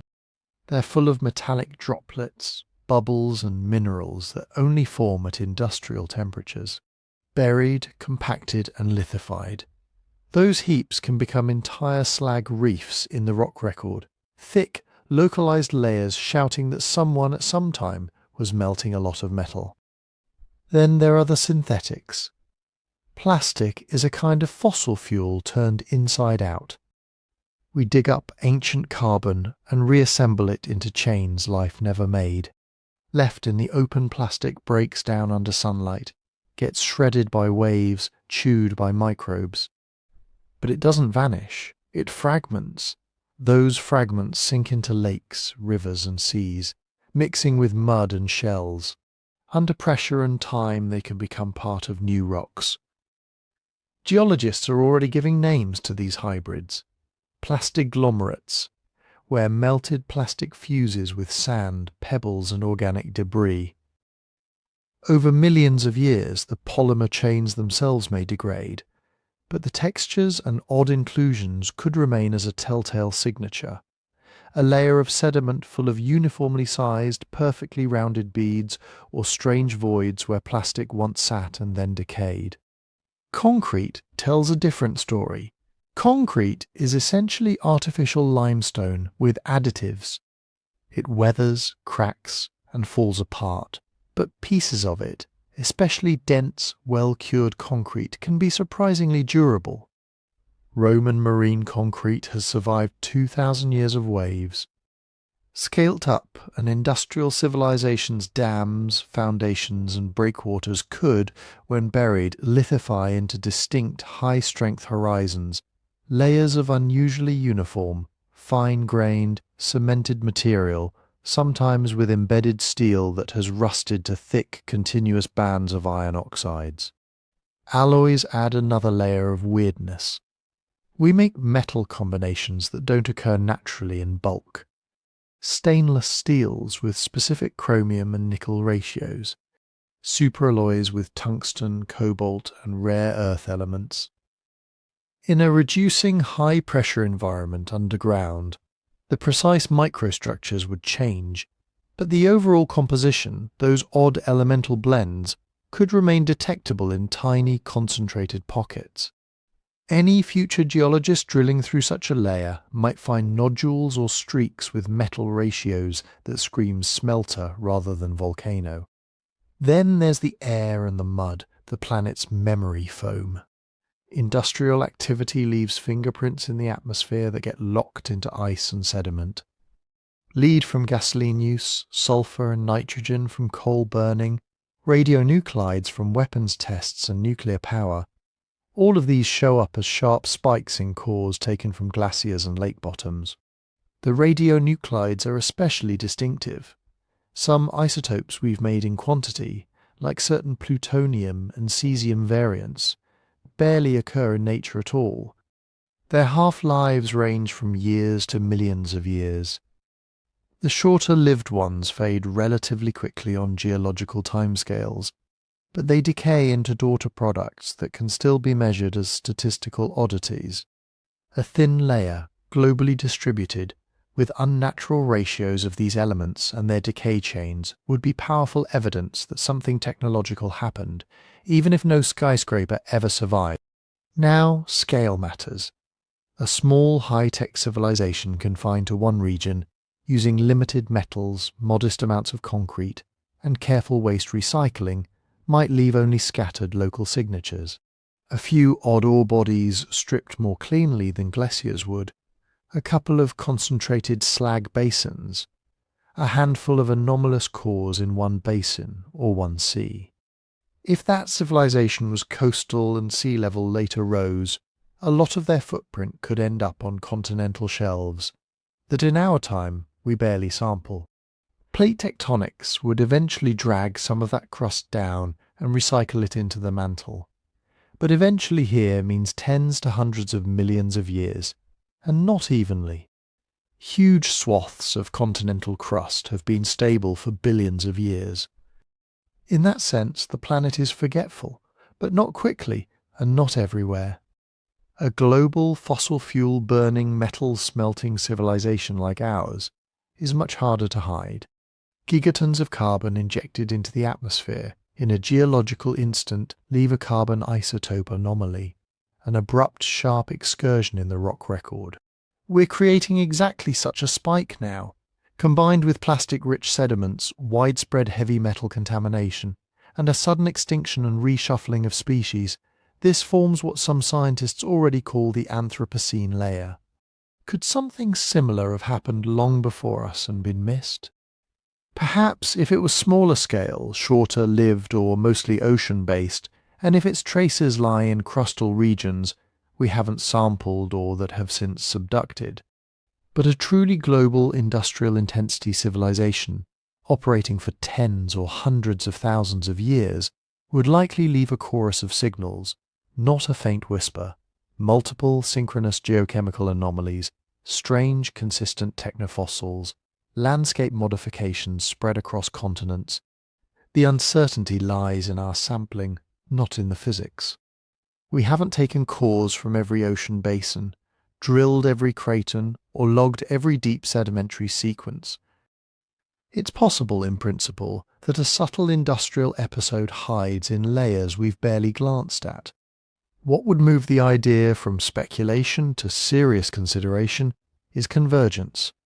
Imagine we start finding in rocks tens of millions of years old a thin global horizon with an abrupt carbon isotope shift, anomalous heavy metal concentrations, odd synthetic-looking microstructures, and localized deposits of slag-like material in unconformable wedges.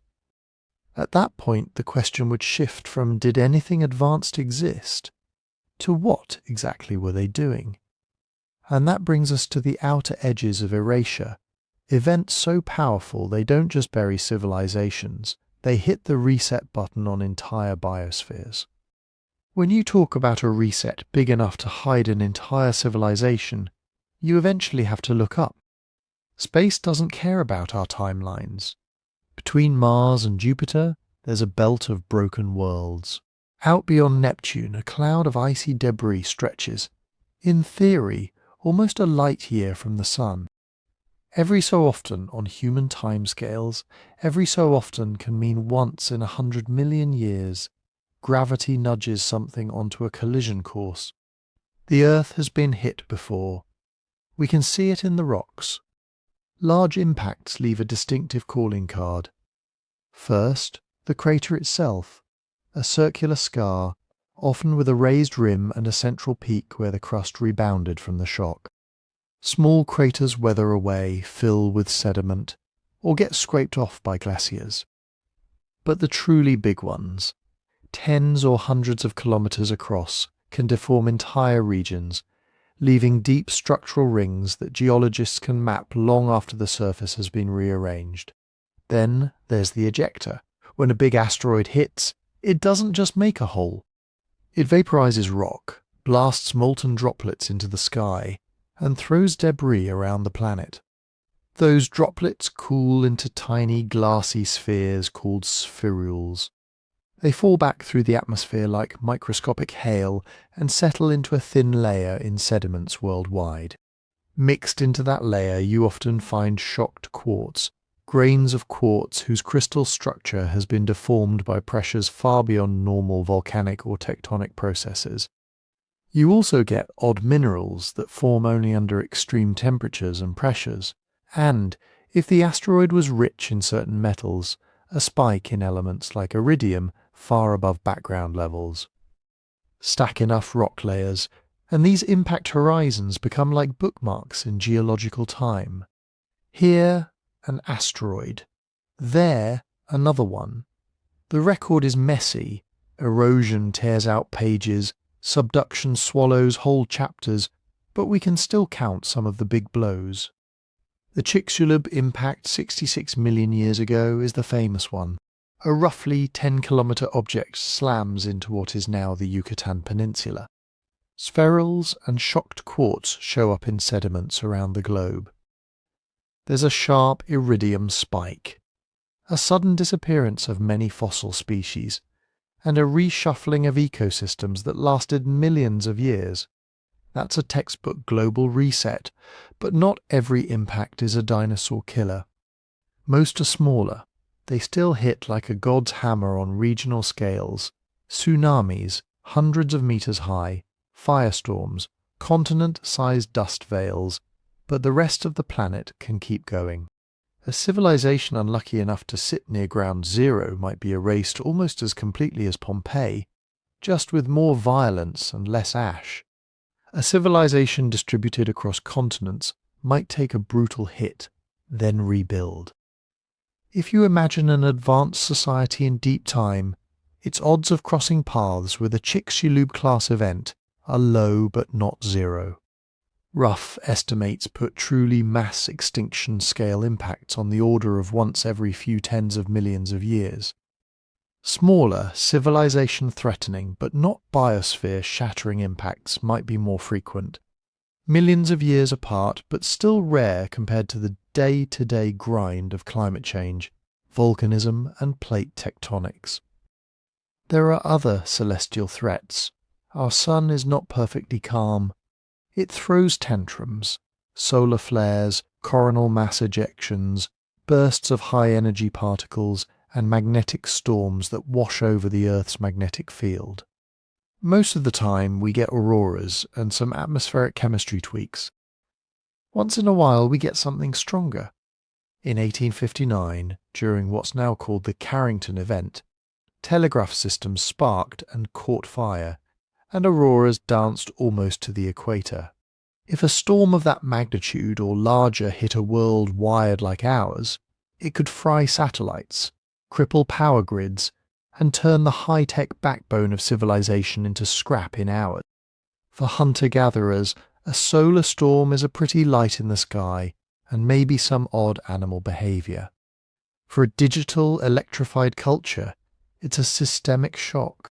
What solar storms don't do is vaporize continents or leave craters. Their traces are subtler. Spikes of certain isotopes in tree rings and ice cores, slight changes in atmospheric chemistry. They hit technology harder than stone, copper, or bone. A technically advanced but low electricity civilization, one that never built a planet-wide grid, might shrug them off. A deeply networked industrial species would find them much harder to ignore. So when we ask about planetary-scale resets, we're really talking about a spectrum. At one end, regional disasters, impacts big enough to devastate a continent, tsunamis that wreck coastlines, volcanic winters that knock agriculture off balance for decades. These can collapse civilizations in specific places while leaving other corners of the world comparatively intact. In a few thousand years, you might find patchy ruins, scattered anomalies, and myths.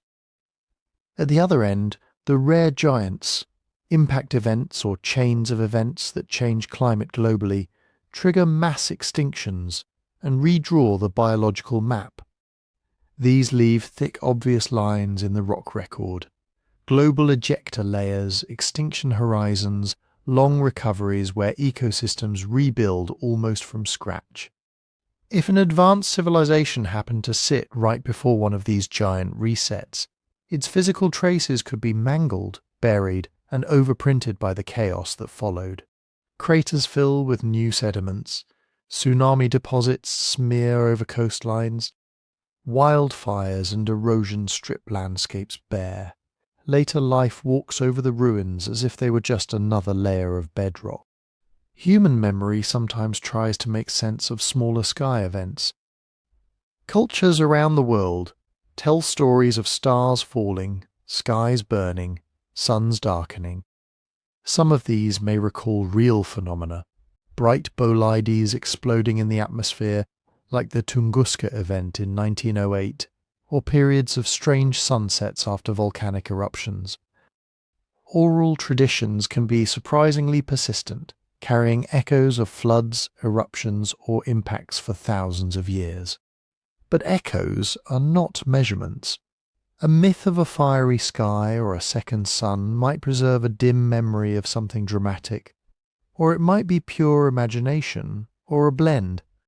Without the physical signatures, craters, ejecta layers, shocked minerals, geochemical anomalies, we can't use stories alone as evidence that a civilization-erasing impact happened, much less that it wiped out someone technologically advanced.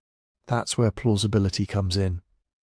From what we see in Earth's crust, truly global hard resets, the kind that erase most large life and start new evolutionary experiments, are uncommon on the timescale of complex life, and even rarer on the slice of time when anything like an advanced civilization could plausibly exist. Regional catastrophes, climate swings, supervolcanoes, and smaller impacts are far more frequent. So is it possible that a pre-human or non-human technological society lived, flourished, and then vanished beneath the noise of an impact horizon or a solar-triggered collapse? Possible, yes, especially if it was small, short-lived, or unlucky in its timing. The rock record allows for gaps, and our sampling of that record is incomplete. But the bigger the civilization, the more global its reach, the more years it spent reshaping its planet, the harder it becomes to hide behind even a dramatic strike from the sky. The physics of impacts and solar storms are ruthless but predictable. They tell us where to look for erasure and what kinds of fingerprints survive it. What they don't tell us is why we keep filling those gaps in our knowledge with visions of lost worlds, Atlantis, ancient spacefarers, civilizations ground down to dust and memory. For that, we have to turn from rocks and craters to the landscapes inside our own heads. Our brains are not neutral observers of the past, they're pattern-hungry machines. Give a human a scattered set of dots, and we'll connect them into a shape. Give us a broken story, and we'll supply the missing chapters. A few odd artifacts here, a puzzling ruin there, a gap in the record that happens to line up with a myth, and suddenly there's a narrative, a lost age, a hidden people, someone before us who knew what we've forgotten. That pattern-seeking instinct is why we're so good at science in the first place. We notice regularities, we test them, we build models. But the same instinct also means we're uncomfortable with blank space. We'd rather have an elaborate story than admit we just don't know. Gaps are like gravity wells for imagination, a missing city in the Chronicles. It must have been destroyed in a single day, a layer of unusual soil at an archaeological site. Maybe that's the residue of an energy weapon, a sharp cultural transition in the pottery record. Perhaps that's when a forgotten high civilization fell and the primitive people took over. Once a story like that forms, it's sticky. It explains a lot with a little. It has drama. And it taps into something even deeper, our attraction to golden ages and catastrophes. Lost golden ages are comforting in a strange way. They suggest that the world could be better because it once was better. That wisdom, technology, harmony with nature, all of it already existed. And that our job is not to invent a good future, but to recover a good past. It's nostalgic, even if the nostalgia points to a time 10,000 years before we were born. Cautionary collapse stories play the opposite role. In those versions, the ancients were like us or more advanced than us, and they ruined everything. They flew too close to the sun. They abused their power. They extracted too much, too fast. The sea rose, the ground shook, fire fell from the sky, and the slate was wiped clean. These are not just about archaeology, they're mirrors. A lost technological civilization drowned by its own climate change maps very neatly onto our current fears. So does a society shattered by inequality or hubris, or the failure to cooperate when a disaster loomed on the horizon. The specifics change: Atlantean crystals, ancient nukes, solar weapons, but the emotional payload is the same. Be careful. This has happened before.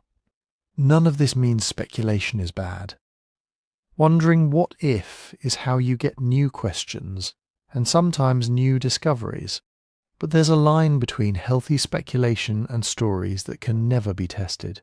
If a claim depends on evidence that has conveniently been destroyed, hidden or erased in a way that no conceivable dig, satellite scan or laboratory method could ever check, then it's not really a historical hypothesis anymore. It's a closed loop, it explains everything and predicts nothing. By contrast, good speculation makes bets with reality. It says, if this is true, we should find this kind of artifact in that layer, or this pattern in those ice cores, or this genetic signal in those populations. It risks being wrong. It invites others to look, to argue, to refine or overturn it. That's also why genuine discoveries feel like history is being rewritten. A single skeleton with an unexpected combination of traits. A site that's thousands of years older than anyone thought people were living there. A layer of microplastics in sediments that mark the industrial age as a geological event. Each of these forces us to redraw the map. Sometimes the redraw is small. A culture lasted longer than we thought, or used a technology a bit earlier. Sometimes it's large. Humans reached the Americas earlier than the textbook date, or complex societies developed in regions we'd ignored. The fundamental story of the planet doesn't flip every decade, but the details absolutely do. Those genuine shifts can make it feel as though everything we know is wrong, and that, in turn, feeds the sense that anything might be true: ancient stargates, global empires in the Ice Age, civilizations cycling endlessly. On top of this, history isn't just about the past. It's about identity. Nations, movements, and communities all want deep roots. A people might claim descent from a vanished super-civilization to assert prestige, land rights, or spiritual authority. Others might insist that outsiders could never have built certain monuments, because that would threaten a cherished narrative about who is capable of what. These identity stories get amplified by the internet. Forums, videos, and social feeds allow fringe ideas to spread and mutate rapidly. A stray misinterpretation of a photograph becomes proof. A mistranslated inscription becomes a revelation. Algorithms reward the most dramatic version of every claim, not the most careful. Within a few clicks, you can go from "this site is older than expected" to "there was a worldwide technoculture with wireless energy towers and mind control pyramids." So how do you keep curiosity alive without being swept away? One calm way to approach any before us claim is to walk through a few quiet questions. What are the sources? Are they primary digs and peer-reviewed studies, or second-hand books and anonymous posts? What methods were used? Radiocarbon dating, stratigraphy, genetic analysis, satellite imaging, or just eyeballing photos and saying, "this looks advanced"? Is there real debate among people who work in the field, or is all the agreement coming from a small circle that mostly cites itself? Does the idea make predictions? Does it say, If this is true, we should find X here and then invite others to check? Or does it always retreat into they're hiding the evidence when something doesn't fit? You don't need a degree to ask these questions. They're just tools to slow the story down, to let a little daylight in between the pattern and our desire to see it completed. Because underneath all the noise, one thing remains true. The past is enormous, and our knowledge of it is small. Most of the species that ever lived left no fossils. Most of the artifacts that were ever made have rotted, rusted, or ground down to nothing. Entire landscapes have been subducted into the mantle. Whole coastlines that once held people are now continental shelves under 100 meters of water. Our map of deep time is a set of scattered islands connected by bridges we keep rebuilding. There is room in those uncharted waters for surprises, new kinds of societies, new migrations, new ways of being human that we haven't imagined yet. We don't need Atlantis to make the story mysterious. The mystery is already there in the silence between the layers, in the missing chapters we know must exist because life went on, but we don't yet know how. The question is not just were there advanced civilizations before us, but how do we keep listening carefully enough to tell when the rocks, the genes and the ruins are actually whispering something new? And that leads back to the ground, to the slow work of digging, measuring and sifting signal from noise as we ask what it would really take to know. So what would it actually take to know? If someone, tens or hundreds of thousands of years ago, built something we'd recognize as advanced, it would have had to run a gauntlet of erasers. First, the slow ones. Erosion, rain, frost, and the endless grind of sediment moving downhill. Given enough time, mountains turn to dust. Concrete and steel don't stand a chance without constant maintenance. Anything left on the surface gets rounded off, blurred, and finally swept away. Then the oceans. Sea level has gone up and down by more than 100 meters over and over again.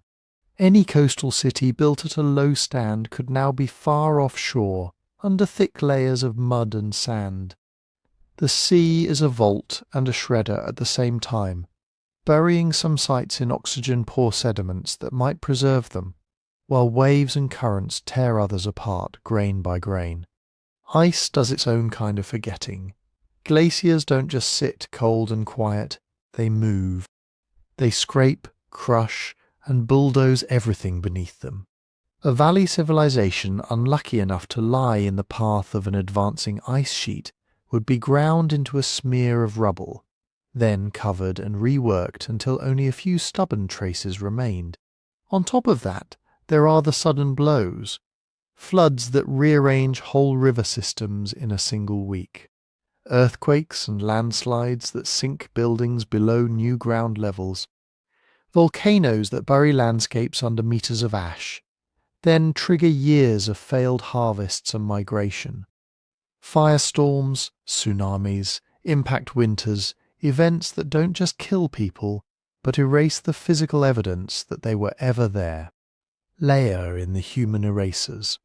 War and conquest that level cities, topple monuments, melt statues for scrap, and burn libraries on purpose.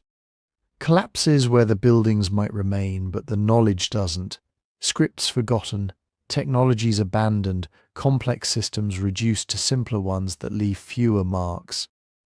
And finally, the quietest loss of all, media. Papyrus, palm leaves, parchment cloth, early paper, magnetic tape, hard drives. Almost everything we use to store complex, detailed information is short, lived on geological timescales. Stories dissolve long before stones do. Against all of that, it's tempting to say, anything could have happened, anywhere, and we'd never know. But that's where the balance comes in. Possibilities exist. The gaps in our record are real. There is room for surprises, new cultures, unknown routes of migration, technologies or social systems that push our timelines in directions we didn't expect. At the same time, strong claims need strong evidence. A global industrial civilization before us would have left global industrial fingerprints, strange isotopes, synthetic molecules, sudden spikes in certain metals, planet-wide disruptions in sediments and ice. We have tools sensitive enough to see those things if they're there, and so far the deep cores and rock layers look different. Busy, complex, full of change, but not like us. So where should we be looking if we want to be open to being surprised? Shallow seas and continental shelves are one place. Underwater surveys, sonar mapping, and remotely operated vehicles are beginning to sketch out drowned river valleys and coastlines where early people almost certainly lived. As methods improve, we'll be able to tell the difference between a natural terrace and something that might once have been shaped by hands. On land, LiDAR is peeling back jungles and forests by firing laser pulses through the canopy and mapping the ground beneath. It's already revealed forgotten road systems, settlement grids, and earthworks in places long written off as empty. There will almost certainly be more of these discoveries, patterns in the landscape that only make sense as the footprint of long-gone societies. Then there are cores. Sediment cores from lake bottoms and ocean floors. Ice cores from Greenland and Antarctica. These are layered time capsules year upon year, sometimes season upon season. They record pollen, soot, dust, volcanic ash, industrial pollutants, even the fallout of nuclear tests. If there were earlier episodes of large-scale burning, mining, or chemical use, this is where we'd have a chance to see them. Remote sensing in general is becoming our second sight. Satellite radar, hyperspectral imaging, gravity maps, all of them can pick up subtle anomalies. Buried walls, ancient riverbeds, old shorelines, mineral scars. We are slowly turning the planet inside out in data. Will these tools uncover evidence of a civilization as global and technological as ours, deep in the past? The honest answer is probably not, based on what we know now. But they will almost certainly uncover more unexpected histories. More ways that humans and human cousins organized themselves, shaped their environments, and then vanished from view. That's the place to stay in. Not certain, not cynical, but curious. To remember that we are not the first can mean many different things. Not the first to build cities, not the first to alter a climate, not the first to tell stories about worlds destroyed and worlds reborn, and also not the last people who will ever wonder what came before them. As you drift towards sleep, you might let yourself imagine some of those unwritten chapters. A trading town now under a delta, a ceremonial centre beneath a glacier's path, a language that left no inscriptions, only a faint echo in the genes of people still alive. Somewhere under silt or sand or ice, there are still histories waiting. Not necessarily of lost super-empires, but of real lives, real communities, real experiments in being human that no one has yet uncovered. If you'd like to share a small piece of your own moment in this very long story, you can. Let me know in the comments where you're listening from and what time it is there right now. If this journey through deep time helped you relax or gave you something gentle to think about as you fall asleep, you can also tap like, leave a comment or subscribe so you don't miss the next story. For now, you don't need to solve the mystery. You only need to remember that the world is older, stranger, and more generous with its secrets than any single lifetime can hold, and that we're still quietly learning how to listen.